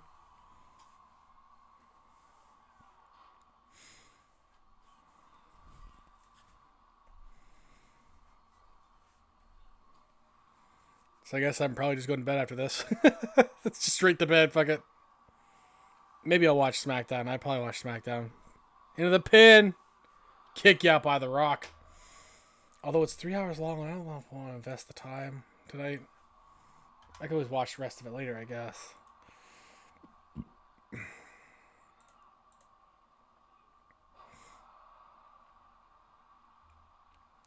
Oh, wait. No, is it tonight? No, tonight's not a game. Saturday is a game. Yeah, no, Saturday's a game. Okay. At 8, we might get lucky and be off in time to watch it. We'll see how this show goes tonight.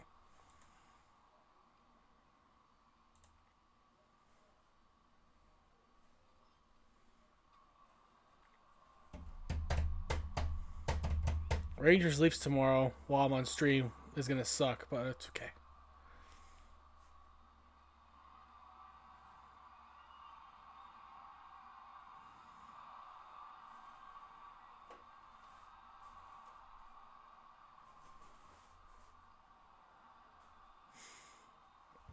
Rock and Stone Cold. Or not Rock, not Stone Cold. Brett and The Rock starting off even here in this early going. Brett, gonna put him right around the ring post. Probably thinking that, yeah, that figure 4. Yeah, there we go. Oh, off the ring post. That's gotta hurt. Although Brett's got his body on on those steel steps. That's also a pretty painful position to put himself in. So I don't know if that was necessarily the best move by Brett. Especially The Rock was able to come back really quickly from it.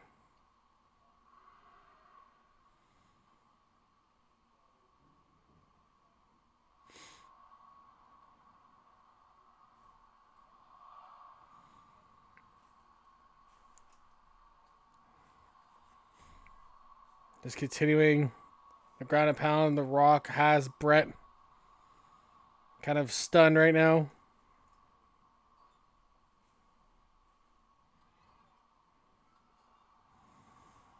Brett's getting stomped in the corner by The Rock. This is a methodical pace of The Rock. But Brett counters right to the sharpshooter out of nowhere. The Rock didn't see it coming. But he rolls out of it and kind of picks the leg and throws Brett off.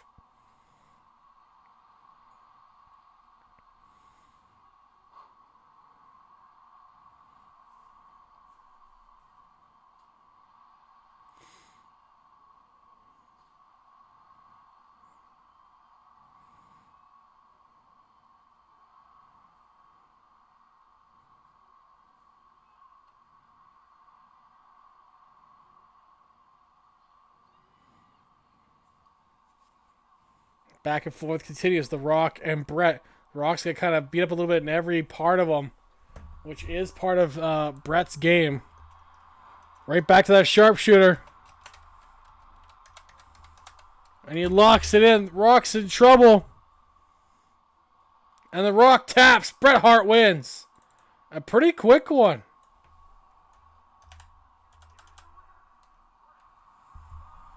I should calculate Ring of Honor before I go here because they've had a fantastic show tonight.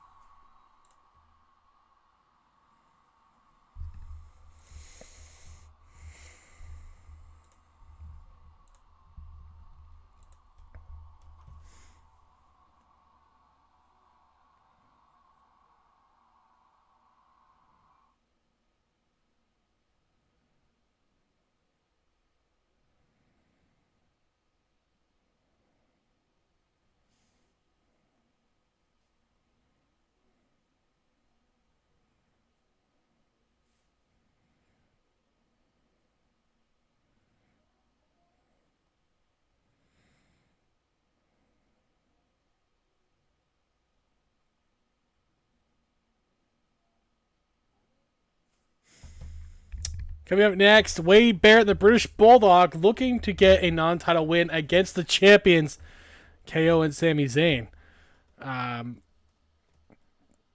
You know, I don't know who the third member is for BCC. It's supposed to be Owen, but we haven't seen much of Owen, and the confliction between Brett and his new family to his actual family, it's been running deep this season. We'll see what happens there when we get to it.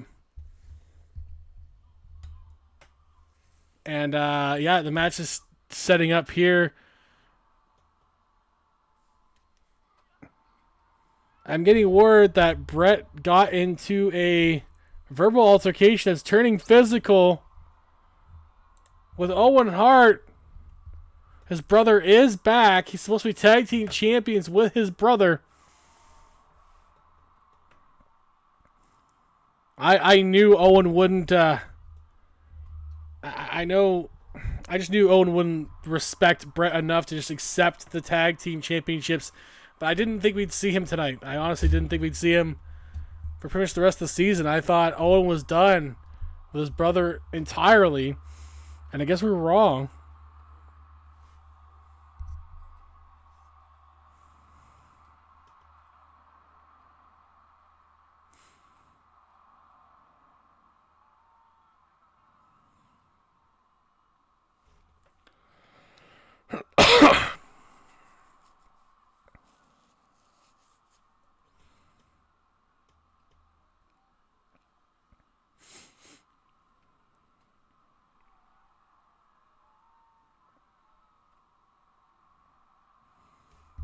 And Owen just unloading all the anguish, all the anger towards Bret, all the jealousy towards Bret being unleashed here in this assault against Bret Hart.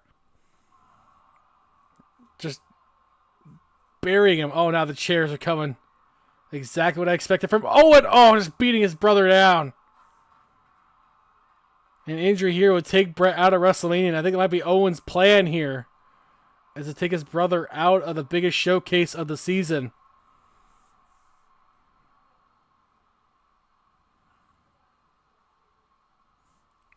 A time of year you don't want to miss as a superstar, as a wrestler.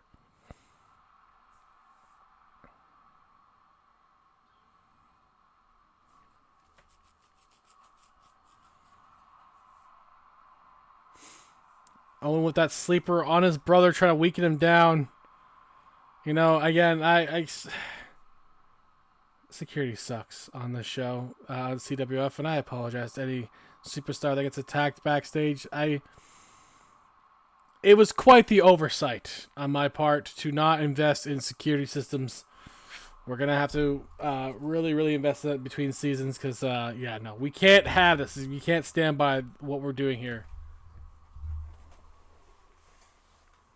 Looks like ECW is still going to pass Ring of Honor by barely a bit, though. 4.7 by ECW and a 4.6 by Ring of Honor. Two of their best shows of the season. Probably their two best shows of the season entirely. Which is great for them. Not so great for Ken and I's AEW. It was not a good show. Like at all. 3.6 is just simply terrible. I don't accept that. That's almost middle of the road show, and it's not what we expect from ECW or AEW or ECW really.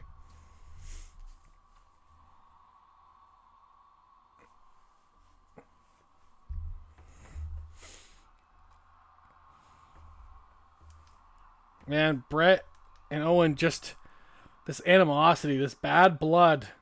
Bret has tried to reach out to his brother, tried to make it right with him. And just Owen has not been able to accept anything his brother has to say. And this is now a culmination of all that. I don't understand it. I've had animosity towards my siblings before, and it's never gotten to the point where I would threaten physical violence against her. It just wouldn't be a thing that I would think of. So how in Owen's mind did it get to this point? And I just don't know. I just don't know how it could get to this point in Owen's mind that he feels the need to try to take out his brother, especially before the biggest time of the year to do so.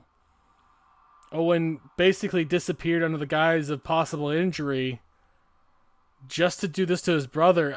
It's kind of despicable. It's kind of a disgusting act by Owen Hart. And we're seeing it here. He's continuing to punish his brother here with no end in sight of doing so. Oh, God, a suplex on that pavement. Bret's back, racked with pain. Owen with another takedown, just weakening his brother's neck now, too. Just continuing to punish him. And in his mind, this is rightful and just.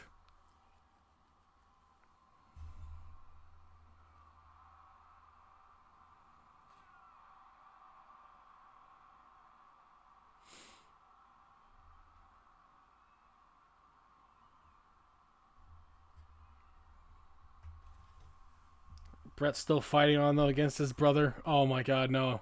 Yeah, of course the security's out to lunch. They're always out to lunch. Oh, my God, a pile driver on Owen on the pavement. Oh, my God. Bret getting that trash can now. Maybe not. Change his mind. He's conflicted. Doesn't want to hurt his brother, but knows he has to try something. Sharpshooter on his brother. On Owen. On the pavement. And finally, security is breaking it up. Their lunch breaks over. The BCC and Owens and Zayn, who didn't help Bret, and I'm not sure entirely what happened there. But the BCC versus Owens and Zayn in non-title action is up next. We're going to finally get to the match now. So here we go.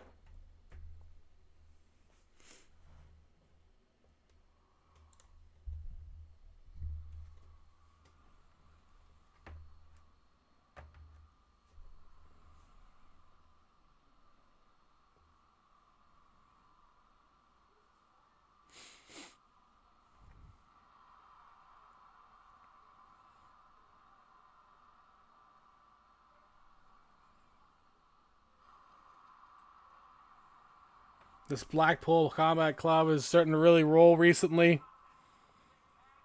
Possibly changing Dan's mind, Dan said.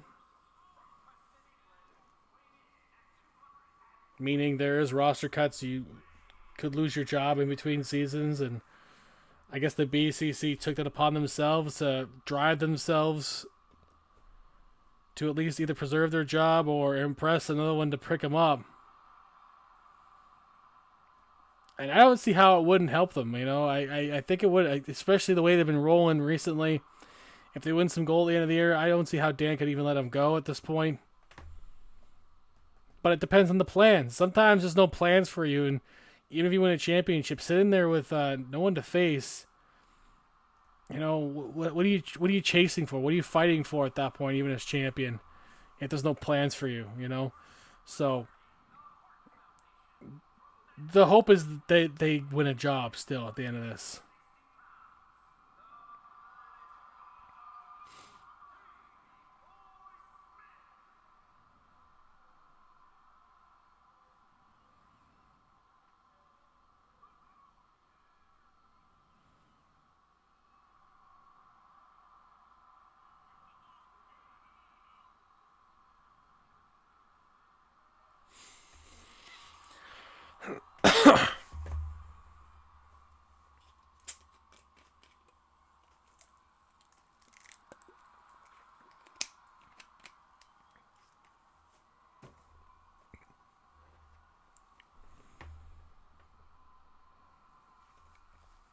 The other wrinkles of this interesting story between the BCC and Team Canada is the British Bulldog is a brother-in-law to both Brett and Owen.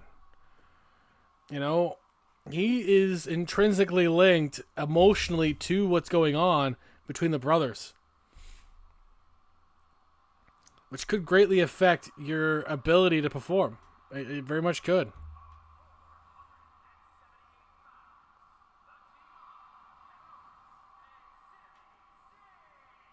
But it's hard to speculate on someone's mindset until the bell rings and you see it come to fruition.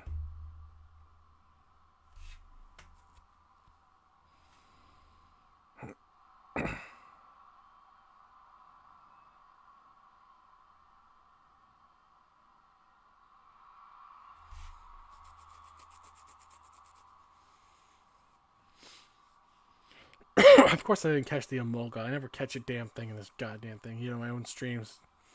KO will start with Wade Barrett. And we'll see how they do here tonight. It's slammed by Owens early on. KO and Sami have pretty much beaten everyone in their path to this point. Especially as SmackDown Trios champions. Kevin Owens, former CWF World's Champion. We might see Sami Zayn get an opportunity of that next season. I think he deserves an opportunity at some point. We also got the World Trios Champions on SmackDown. The Shield have to keep an eye on Team Canada because they're an effective team that could really put a damper on things.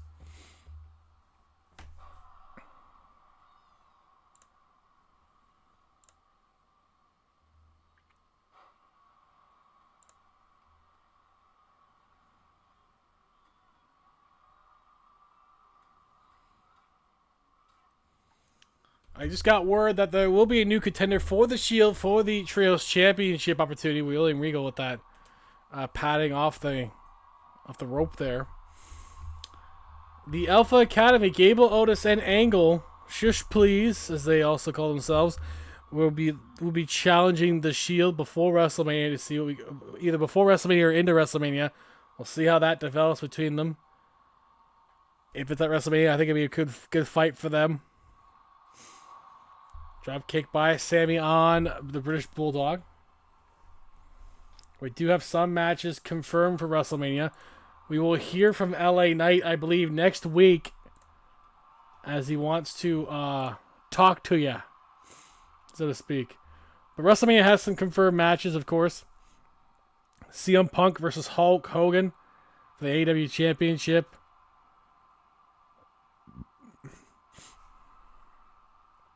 Is 100% confirmed. MJF defending his World X Championship against Luchasaurus. That one's also 100% confirmed. We'll also see Jordynne Grace, who did retain her championship against Britt Baker, thankfully for her. But she's got Nia Jax at WrestleMania. Edge and Christian will take on Yeti Games and Zod, team winning at WrestleMania for the World Tag Team Championship. And in the main event of Night 2, the final match of the season, Jon Moxley versus Dusty Rhodes. The ref distracted, and Wade Barrett has his own manager, William Regal, to thank for that one.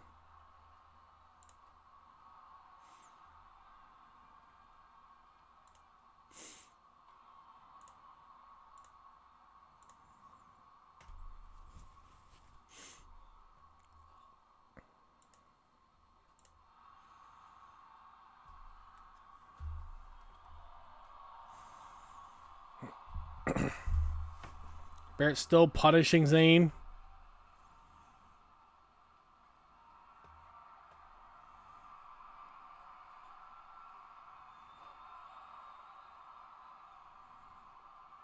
In the pin now. Kick out, quick one. Nowhere near, but you do weigh down your opponent, making them waste energy kicking out. It does take a bit of energy to do that.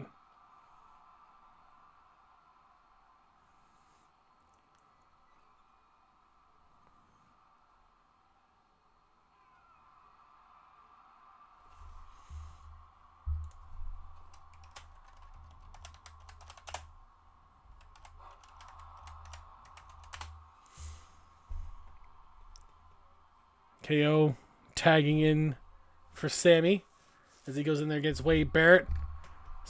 Good scoop slam by KO on Barrett. He's trying to cut Barrett off here, but Barrett still gets the British Bulldog on the tag. The two Brits versus the two Canadians in this match. Wade Barrett grew up watching the British Bulldog and admiring his physique and his ability to captivate audiences. And now they work together.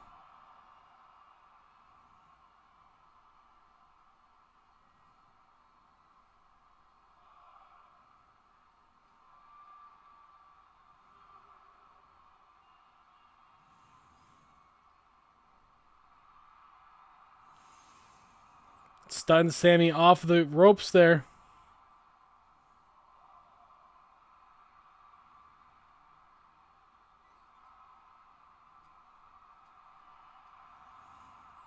KO just beating down the British Bulldog, but the Bulldog's back up. But KO sidesteps. Into it. Oh my god, that neck breaker.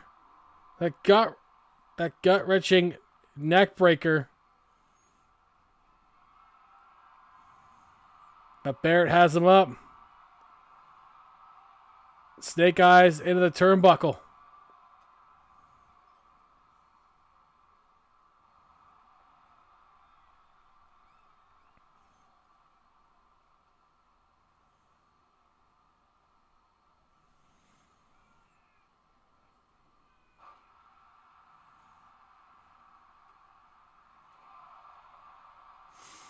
KO with the pin up. Barrett broken up by the British Bulldog. I think that was a stunner. I wasn't quite looking there for a second. Of course, as soon as I look down, something bigger happens here. But tagging in Sami Zayn now. That's why I need color. That's why I need some color commentator to help me keep the focus going. And if I'm not looking for for just a momentary second, you know, at least the other person will pay attention. Oh, the back of British Bulldog continuing to get punished a weak point for him.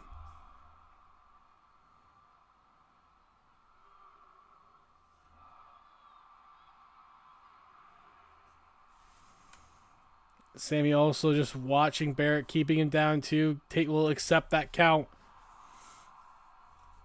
He's not above it. But Barrett wants to win. Throw Sammy in at 7. You do have a 10 count to work with there. KO tags in at the hot tag from Sammy. An electric chair into a power boom by KO.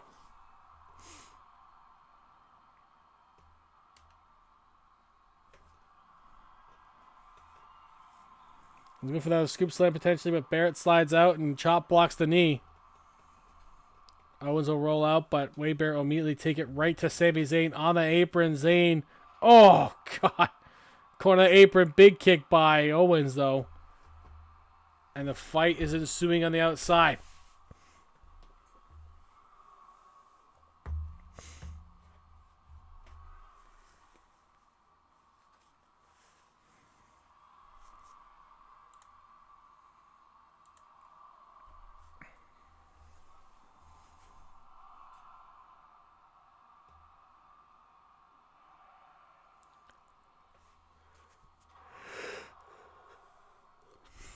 Seven.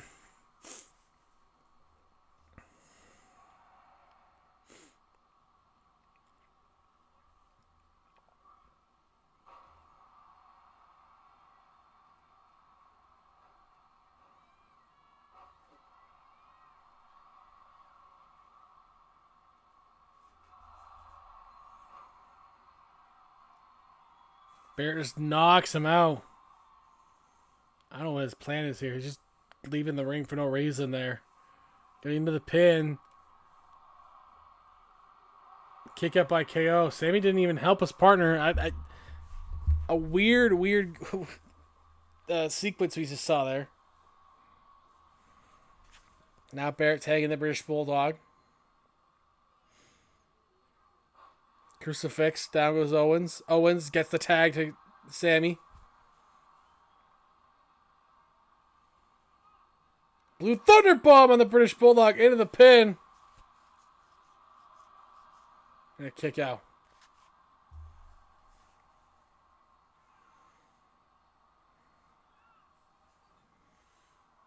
Oh, and now Haluva kick on the Bulldog. He's down. And Barrett's got to help his partner. Oh, he does just in time.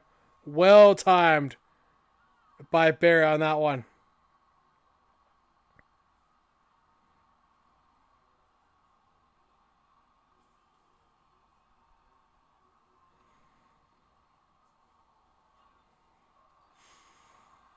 And Bulldog has a new lease on life here in this opportunity to keep Sammy down.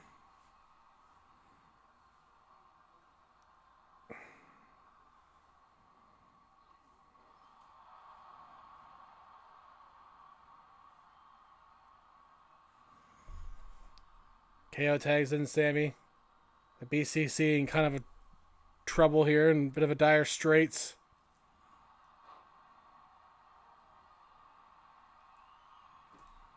The Bulldog has KO down. It was too far for the crossbody. We'll tag in Barrett. KO will just kind of cleanly let it happen. Boot by Owens.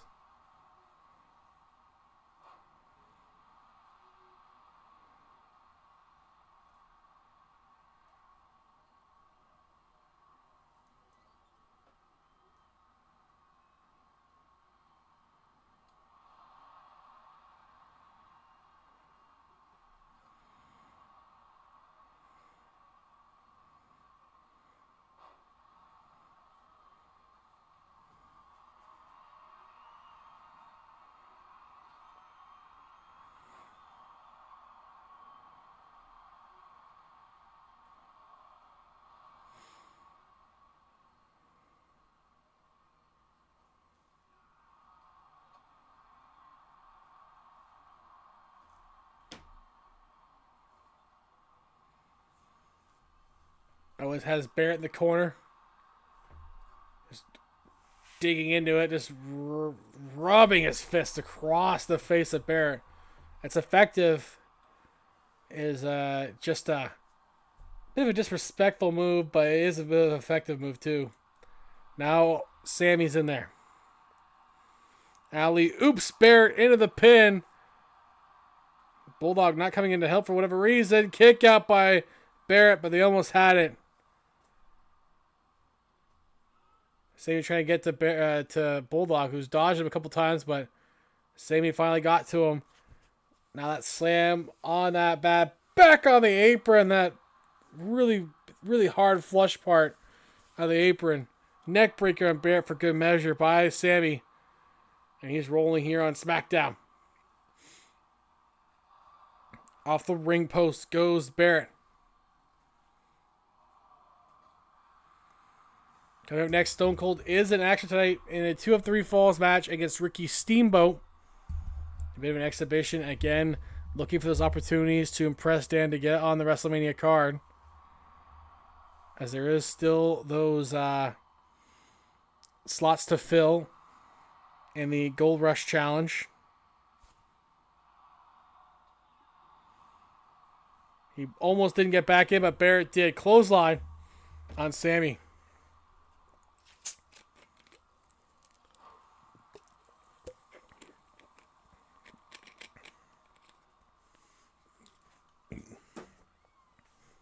Bulldog tags back in. Oh no, that Bulldog power slam, that patented power slam by the Bulldog. Into the pin, but Owens breaks it up.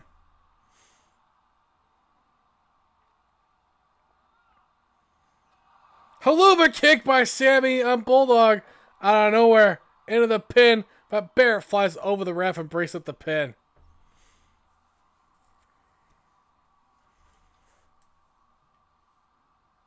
Tagging in Bulldog. Owens, all he has to do is finish him off here. Distraction by Regal. Backbreaker by Bulldog. And now tagging in Barrett.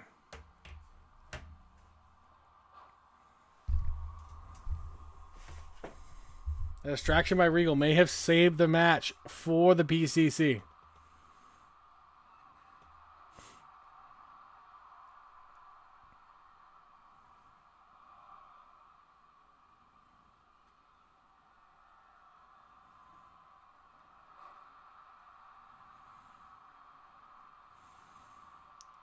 That Wade Barrett countering that into a pin. Kick out by Owens.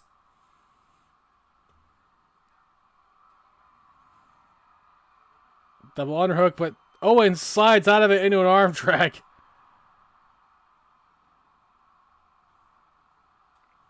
Go for the stunner, but Barrett stopped it.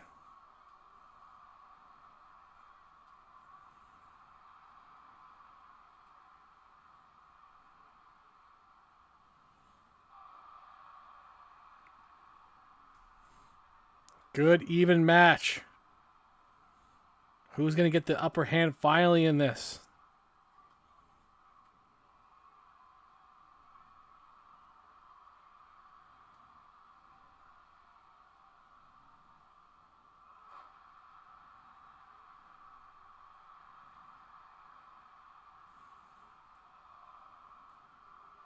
Oh, kick out by Zayn.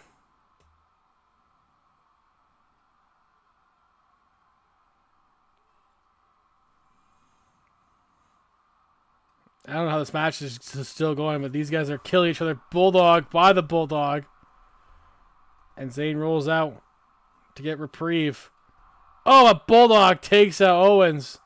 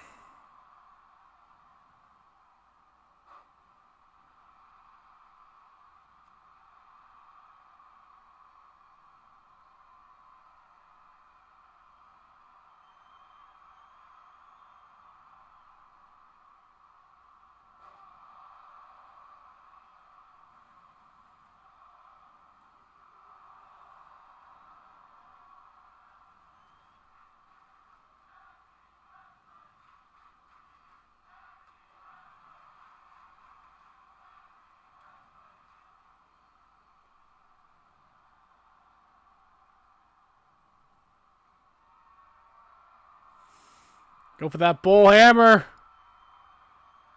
Oh, God. Zayn may have lost the tooth. Owens can't help. And Wade Barrett and the British Bulldog win again. This time against the Trios champions. I gotta imagine this puts them in line for the opportunity, but they need to figure out if they have a partner or not for that.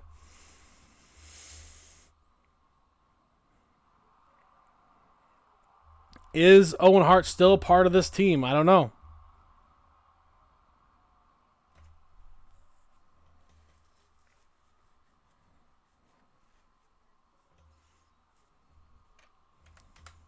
But a solid match for them nonetheless. Coming next, Stone Cold versus Ricky Steamboat. 2 of 3 falls match. As we get closer and closer to the end of our show tonight. We also have Dusty Rhodes and Goldust versus the Judgment Day. There's some speculation swirling that Judgment Day was responsible for the messages to Cody. We don't know for sure, but Dusty and Goldust were taken out by the Judgment Day, and they get their revenge tonight, and that's key here. But first, Stone Cold and the Dragon.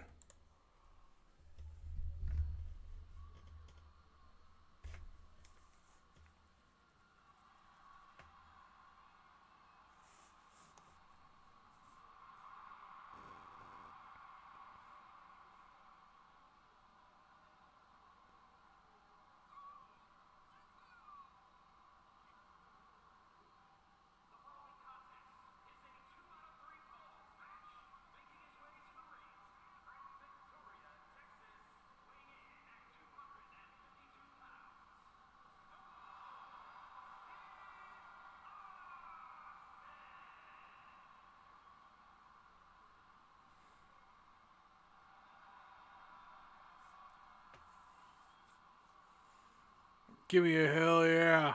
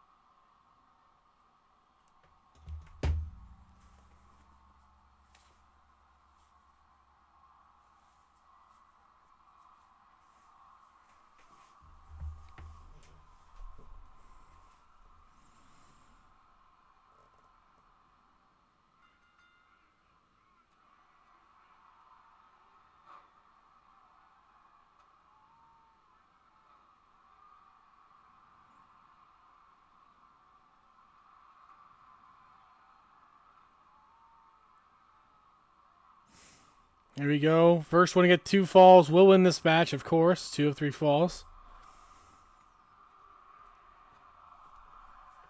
I don't know what the overall plan here, but maybe Steamboat just won this match. He's kind of the gatekeeper of SmackDown.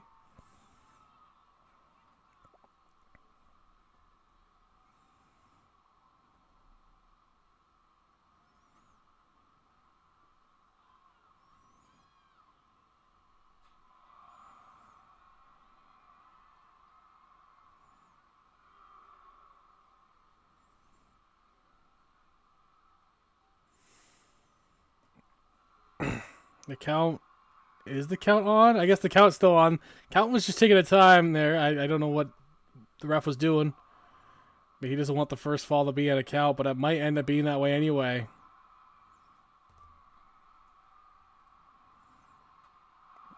I mean, imagine the first fall early on just being a count out. I mean, that would be crazy. Because I'd just make it right back to a 1-on-1, one fall only match at that point. So early on. It would ruin a lot.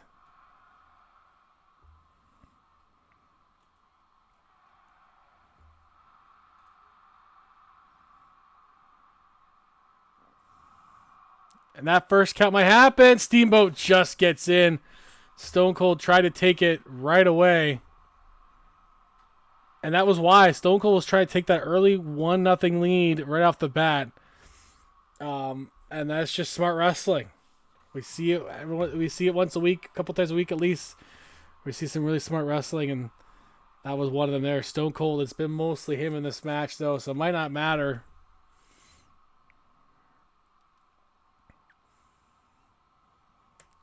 We'll have the Rhodes family against Judgment Day. The Rhodes family wants revenge for what the Judgment Day did to them and what they did to Cody specifically, turning him into what Dusty describes as kind of a monster and a shell of his former self.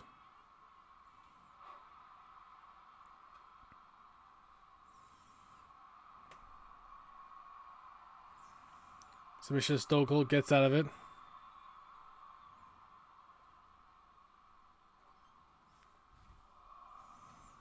Now he's stomping a mud hole.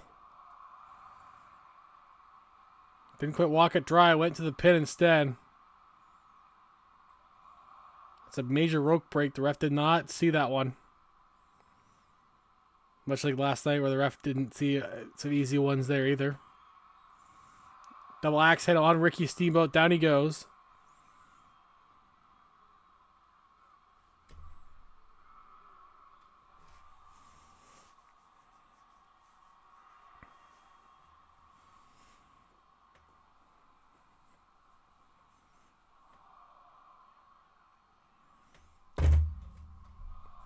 Back to stopping a mud hole.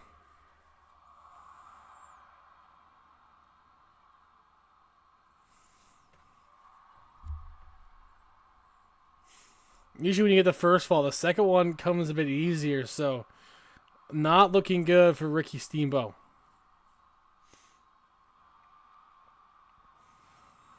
Stops that bionic knee, but Stone Cold right away, right to him. Puts him back in the corner, back to stomping. Not a very methodical wrestler, just a sheer brawler, Stone Cold. Into the pin on Dragon. Kick out by Steamboat.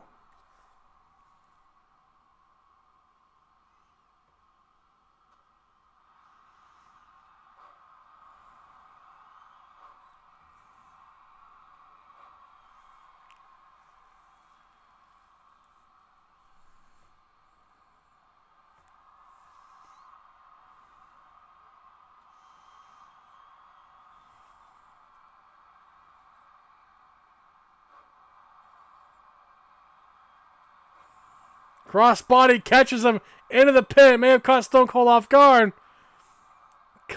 Kick out there. That was a classic move by Ricky Steamboat. He does those really well. He's got Stone Cold a little flustered here. Scoop slam. The Dragon about to fly. Big splash by the Dragon into the pin. Might be 1-0. Steamboat kick out by Stone Cold. Steamboat putting on the pressure continues. Look at that submission. Look at that submission.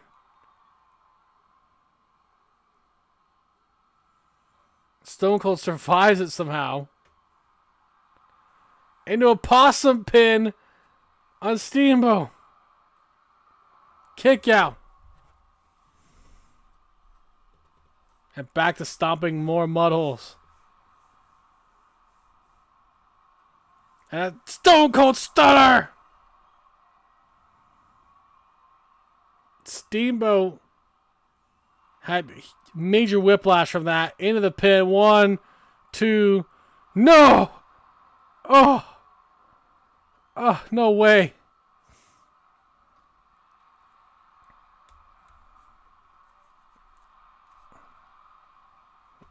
Steamboat kicked out of the stunner.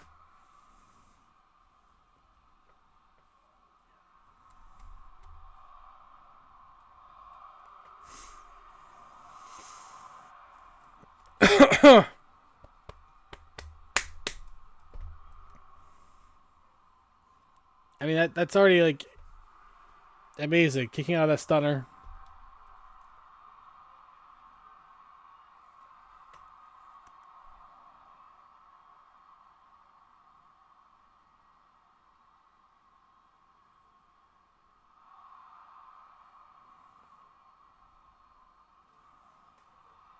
The count continuing. But this time Steamboat puts him in. Good takedown by Steamboat. Stone Cold Steve Austin having a bit more than he thought he had in this match. Steamboat go for that splash again. Scoop slams him, going for the top. Oh, maybe this time the crossbody is in order. Gets the crossbody into the pin. 1, 2, and another kick out. Come on. What does Steamboat have to do?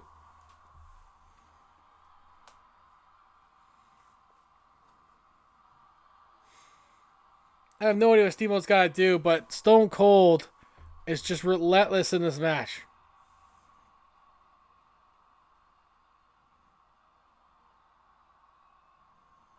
Spinebuster by Steve Austin.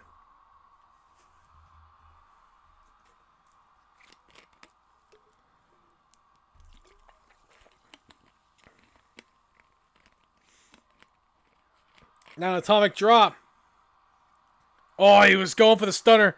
Steamboat predicted it. Blocked it. And has Stone Cold reeling again. How many times is Steamboat going to do this? This time he goes right for the pin instead. Kick out by Stone Cold.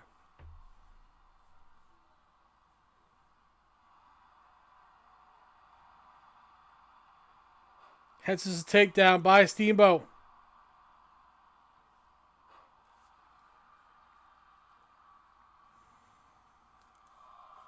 He's throwing everything he has at Stone Cold. How much does Steamboat have? How much has he got left? Up again. Missing the elbow.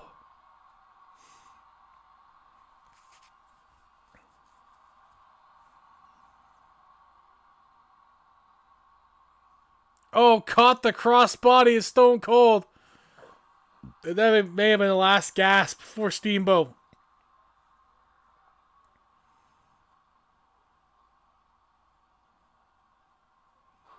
Now it's the Thez press. Into the pin. And that's it there.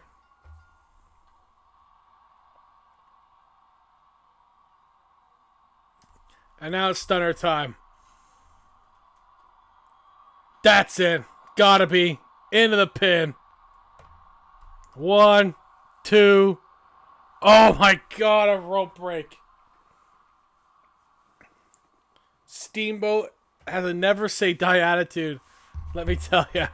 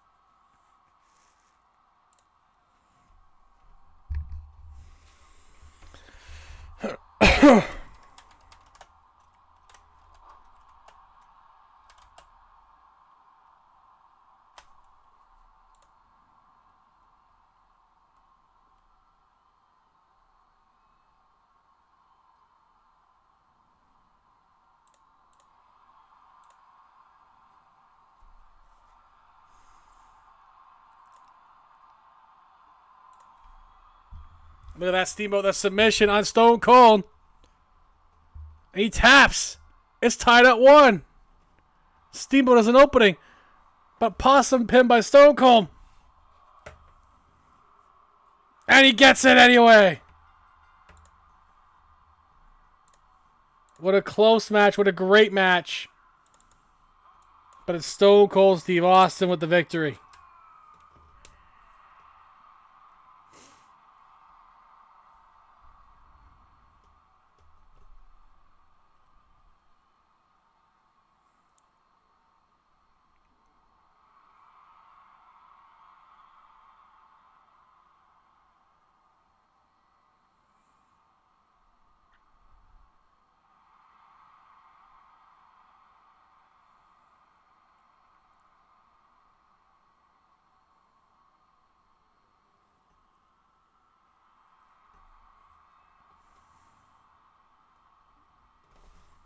Great matchup. Coming up next, Dusty Rhodes and Goldust get the revenge against the Judgment Day. At least that's what they're hoping to do tonight. And then we have our main event, the Smackdown Championship, Gunther versus Kenny Omega. Gunther finally getting his one-on-one match against Kenny he was supposed to get months ago. Will Gunther take advantage of that? We'll see what happens. But let's get to the tag team matchup.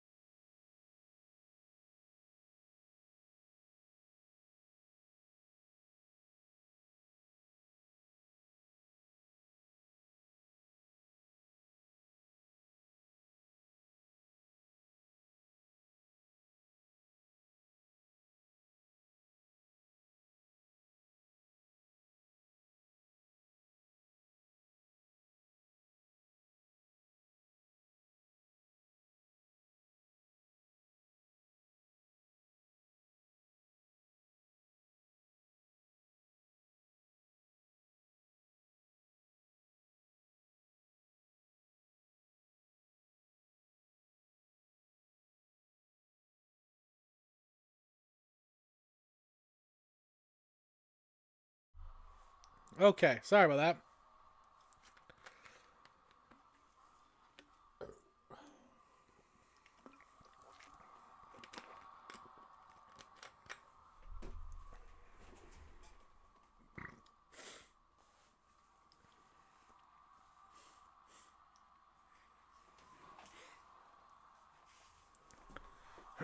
It looks like the Rhodes family had Judgment Day pretty out of it until Finn Balor got in there and took over.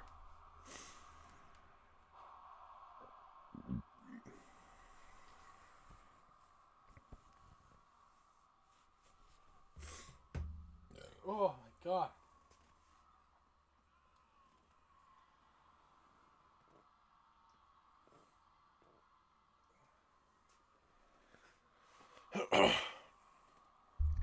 We're supposed to hear from Cody after this, by the way. So we'll see what happens there. Again, when we hear from Cody.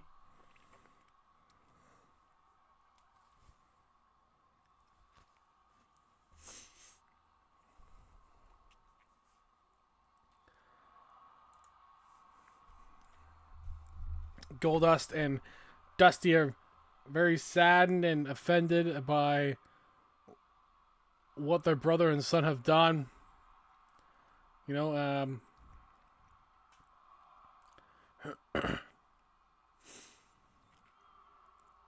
it is kind of a shame. It is kind of a shame that a family was broken up over this. And was it Judgment Day's fault? We haven't been able to confirm any of that. We haven't been able to confirm whether or not it was actually Judgment Day or it was just kind of happenstance. Because Judgment Day did attack Cody, or Dusty and Goldust. There's no doubting that one. No denying it whatsoever. Here we go. Razor's Edge by Finn Balor, or by Damian Priest, not Finn Balor. But Dusty gets out of it. And Priest can't get that leg up either, as Dusty saw it coming. Dusty knows Priest very well. One of the guys responsible for getting Priest in WWE.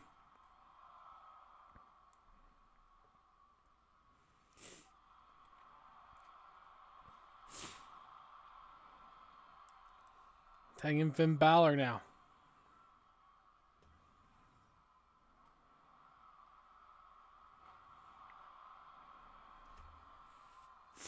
Balor on Goldust into the pin. Kick out by Goldust. As that was almost the end of him there.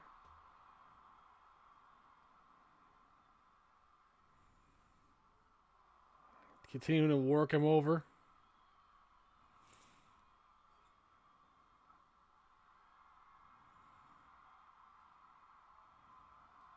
Drop kicks that missile drop kick.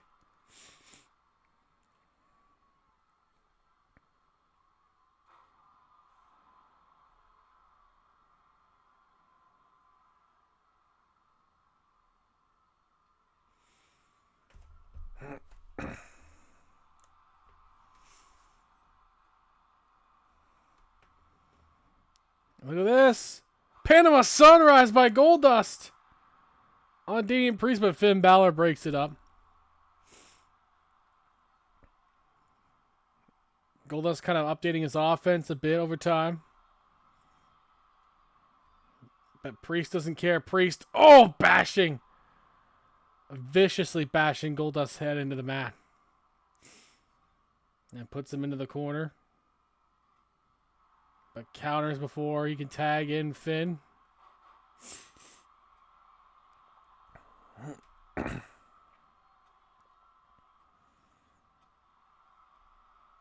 But just wearing him down, just affecting this family to its core at this point in time.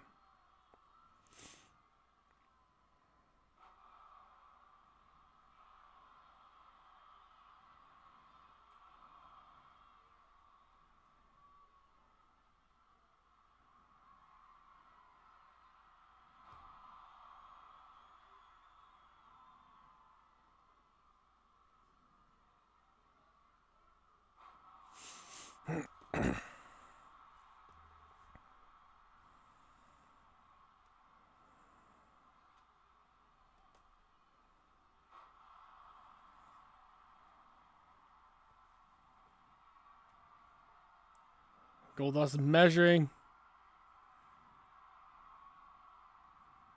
Final cut by Goldust. And they get it! Big win and catharticism for Goldust and Dusty.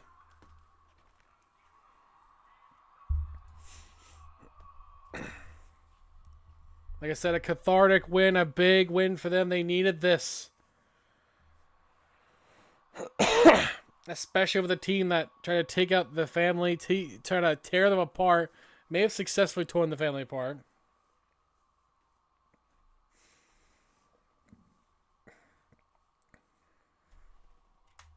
And that's unfortunate, honestly. Main event time. But first we'll hear from Cody Rhodes as Cody is getting ready to come down to the ring. Supposedly. I'm curious what he has to say about himself because, you know, he's berated his own family for not being there for him, apparently. And I don't know if I agree with what he's saying. I don't know what the plan is for Cody. I don't know what he wants to do. It's become ridiculous. It's become hectic. Oh, God. It seems like there's some pushing and shoving between the brothers now. Oh, no. We're going to get to it now. Oh. Cody has assaulted his brother. Goldust apparently tried to speak reason with Cody, but Cody wasn't listening. Cody doesn't want to hear reason from his brother Goldust.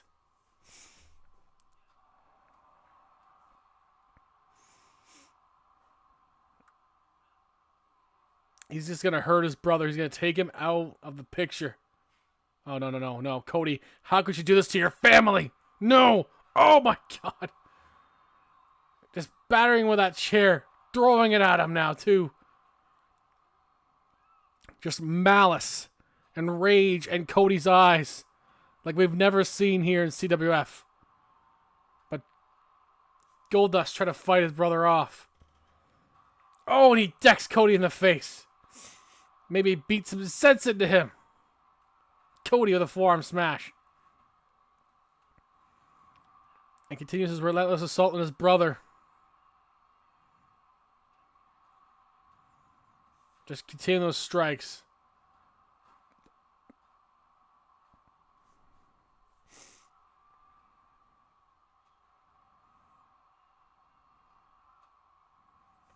This back and forth assault. Goldust again trying to speak some sense into his brother. It hasn't worked.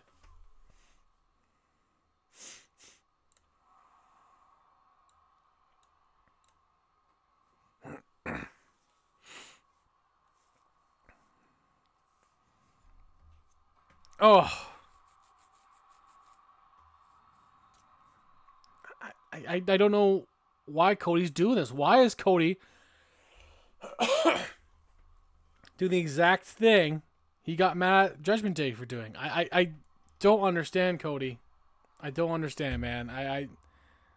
It doesn't make sense to me what Cody's doing to his own family here.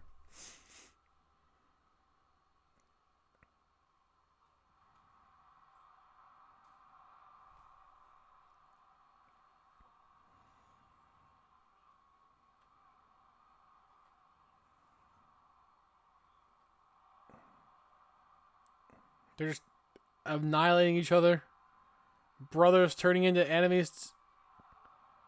A final cut in his own brother. Cody not staying down. Come on, Cody. What are you doing?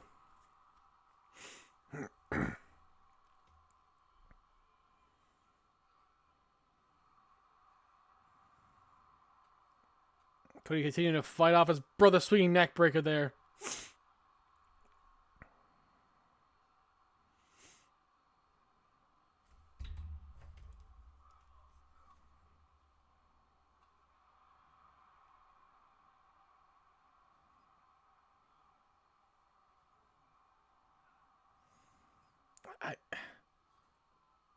It's just nuts. I don't. Now he's beating his brother with a shovel. Brother on brother. Oh, no, no, no, no, no. No! Oh, my God. Oh, my God.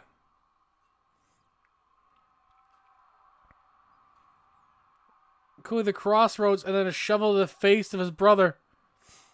The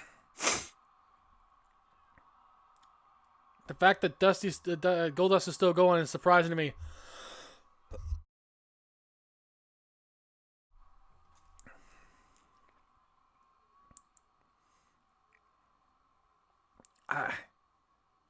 Come on, boys. Think about how this is affecting your families right now. You both have kids.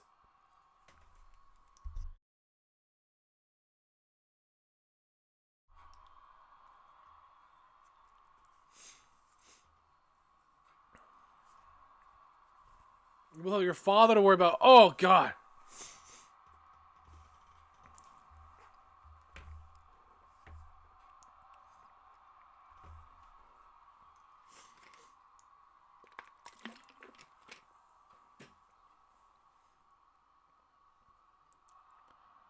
This is unbelievable. This is unbelievable.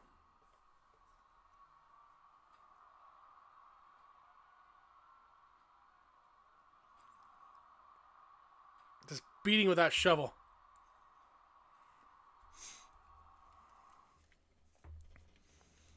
I don't know what they're going to do here.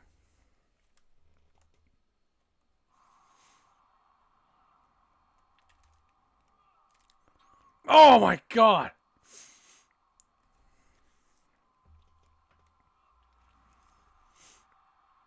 Throws him right into that window, or sorry, on the bottom steps there of that ladder.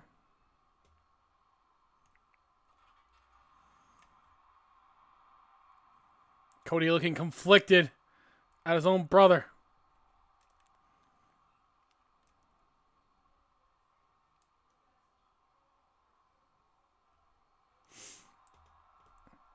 Holding that head, doesn't seem like he knows what he's doing. Oh, no. Oh, no. Goldust blocking him. What's he going to do here?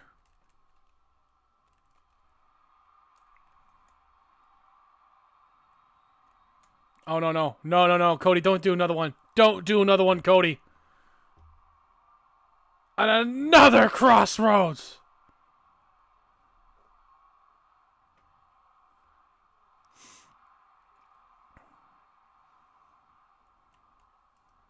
Cody, at what cost? At what cost? He's trying to destroy his brother. Their entire family. Oh my God! Oh! He puts him through the glass! Cody, what are you doing?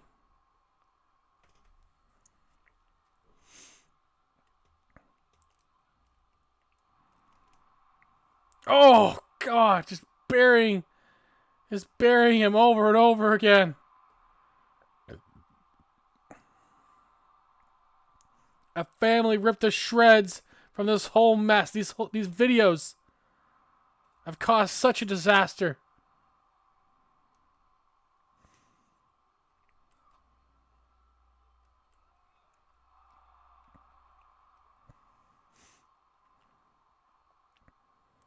Goldust fighting off his brother. This has turned into just a horrible family nightmare.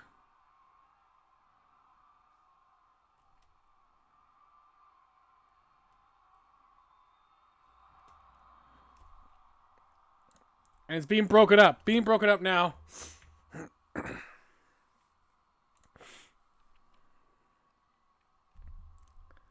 As the security separates Cody and Goldust, Cody walks away into a dark hallway as he's being escorted away.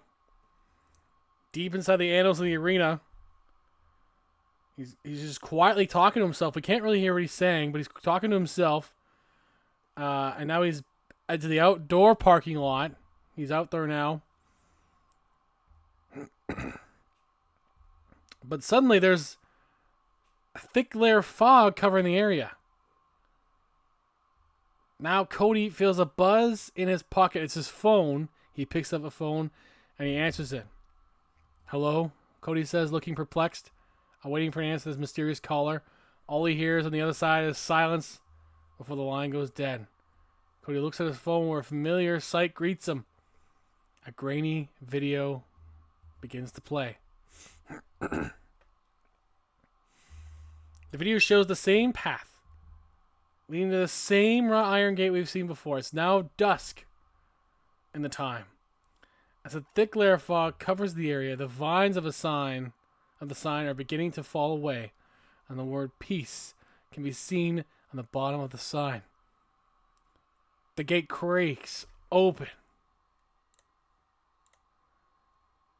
and the camera takes a few steps forward. The camera continues to slowly move forward as a flock of crows fly away in the distance. They move even more forward before coming across a tree with no leaves on it. On the tree is an American flag that can be seen on there with the word dream crudely written underneath it.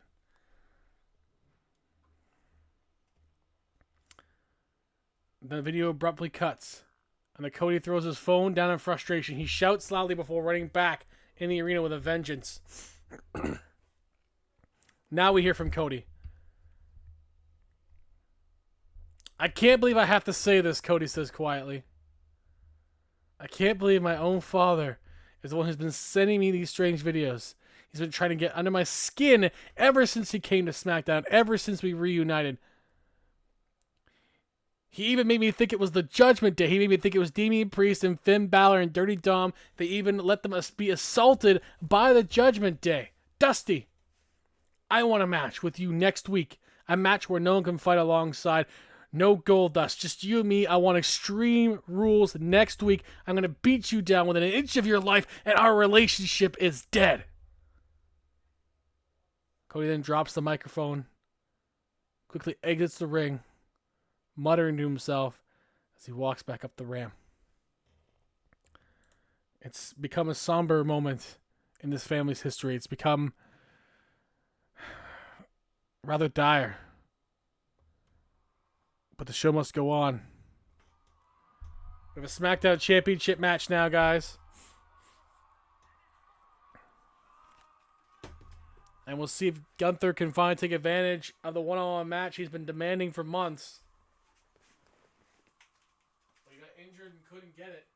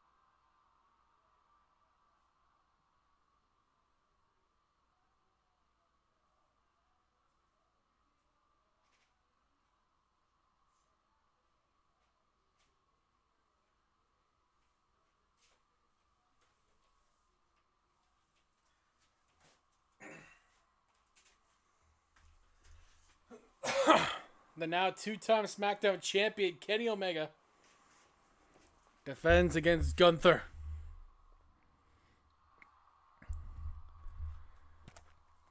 Gunther's a former World X champion, but wants the SmackDown gold. He wants to prove that he's way better than an overrated spot monkey like Kenny Omega.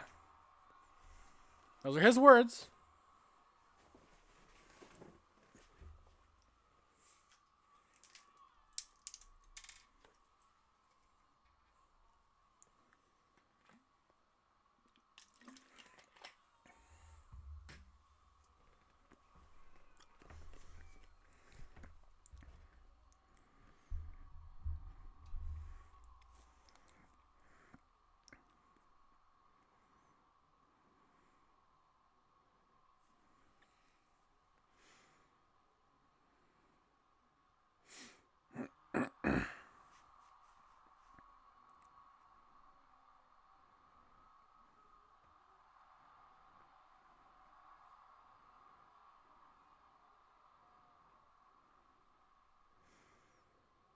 Here we go. Smackdown Championship on the line. Our final match of the night.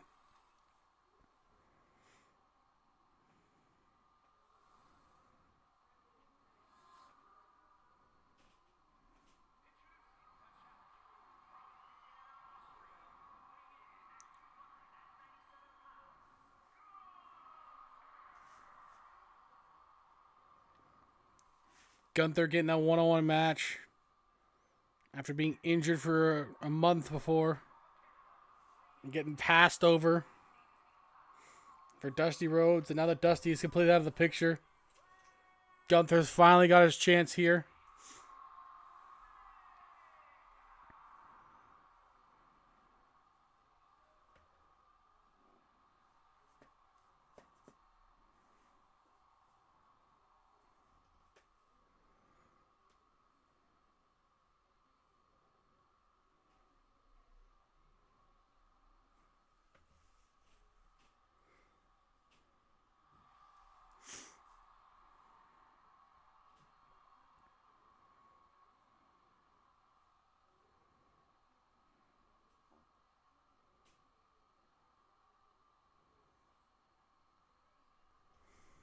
Here we go. Final match of the week. And Gunther just coming out strong immediately, just pouring those double chops right to Kenny.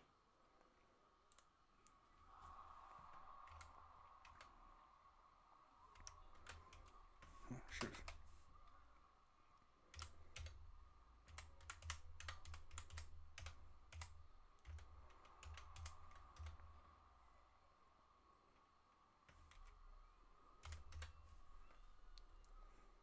It looks like it'll be ECW regardless of what happens in this match. So I'll actually spin that for Jeff right now.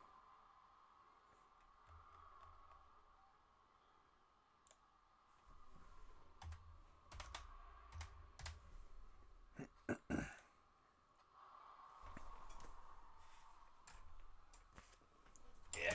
Oh, shit.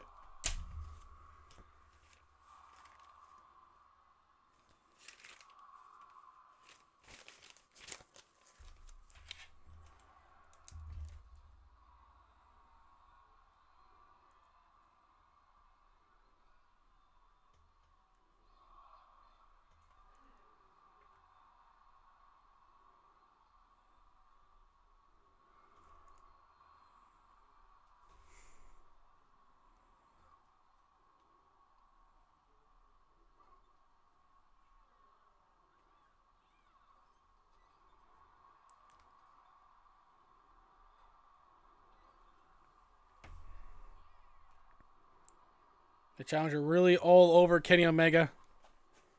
As expected from Gunther.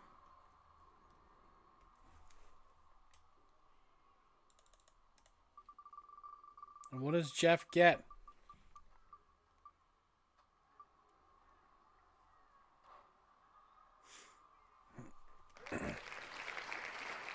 He gets cash. The $50K bonus for ECW, which will come more in handy next season when there's a total yearly or total season earning next season.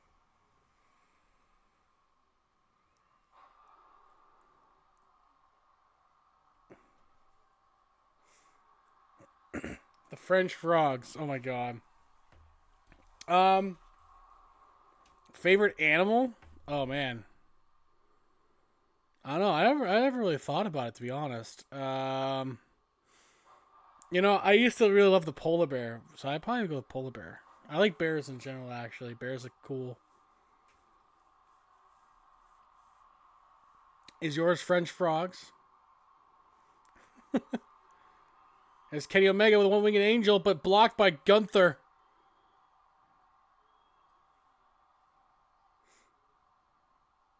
Oh, that clothesline by Gunther. Trying to win that championship. Kenny is in deep danger here. Gunther for the pin, for the title. Kick out by Kenny Omega. Quite the match to go into after a somber moment of seeing Cody Rhodes basically destroy his own family. Oh, powerbomb! Omega's down. Gunther's champion. Gunther's champion. No, kick out by Omega.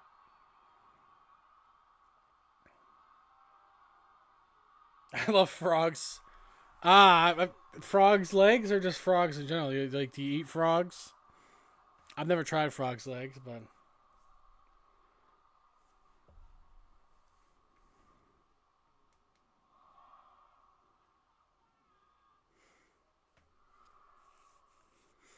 Gunther just trying to strategize a little bit here. Knows he's got Kenny pretty much dead to rights if he plans it right. But Kenny blocking that powerbomb and getting a disaster kick in the process. Getting himself back in this match. There's a reason why Kenny was an effective champion. Oh, pile driver on Gunther. Into the pin. Kick out by Gunther in the last millisecond.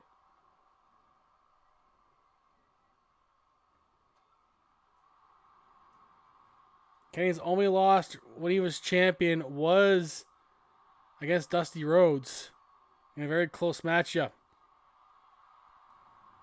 So Kenny has been a dominant champion previously. Hoping to do it again here. Good shot by Gunther. Go for another back shot, but blocked by Kenny Omega. Gunther reversing it once more.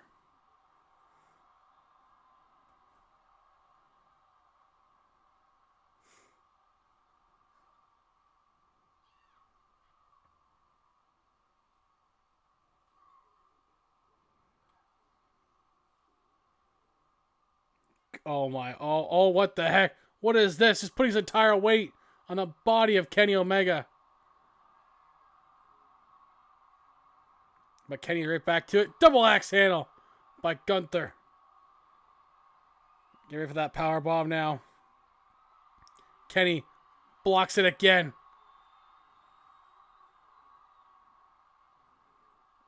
Let's go for a gut punch. Gunther counters.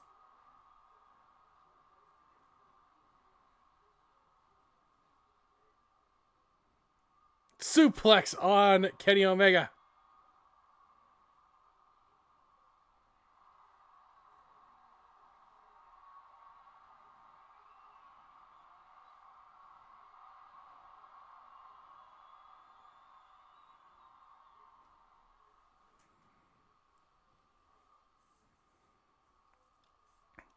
And oh, nice reversal by Kenny.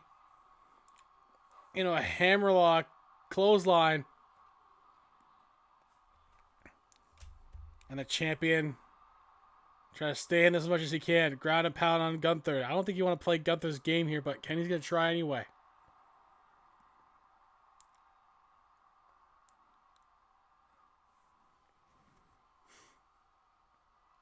Gunther countering, sensing he was going to try to go for the V-trigger.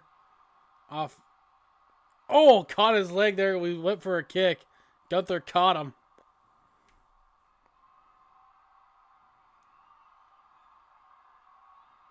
Off the ropes goes Kenny Omega. Gunther on that second rope. Oh, the elbow across the face. Oh, God. And Gunther wins with that forearm and elbow right across the face. Thank you for coming, Kenny. But Gunther is the SmackDown Championship, and he hates that yeet on it too. He's going to bring back tradition to the SmackDown brand.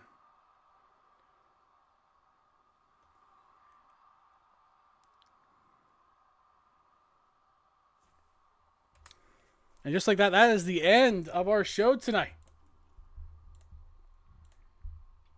Congratulations, ECW, for winning the weekly battles. They had a really good show the other night. Pretty much 5 stars all the way through. Fantastic show. And thank you guys for coming out. Tomorrow, I'm going to be on for a bit playing Agatha Christie. Something to change up a little bit here. I know you guys like more of that stuff too, so I will keep the variety going because it helps. And thanks again for everyone that came up for the community night last weekend. That was fun. I met some new people. That was a good time. That was a good time. Thank you, totally not Liam, for appearing tonight. I appreciate it, man. We had some other people come into Omega. I know Lux was lurking. She's usually working because it's middle of the day in New Zealand right now. Yeah, 1:20 in the afternoon in New Zealand right now. So yeah. But yes, thank you guys for coming. I will see you all tomorrow, and we'll rate out to someone tomorrow as well. But for now, I gotta finish up something before I go to bed. So yeah, have a good night, everyone.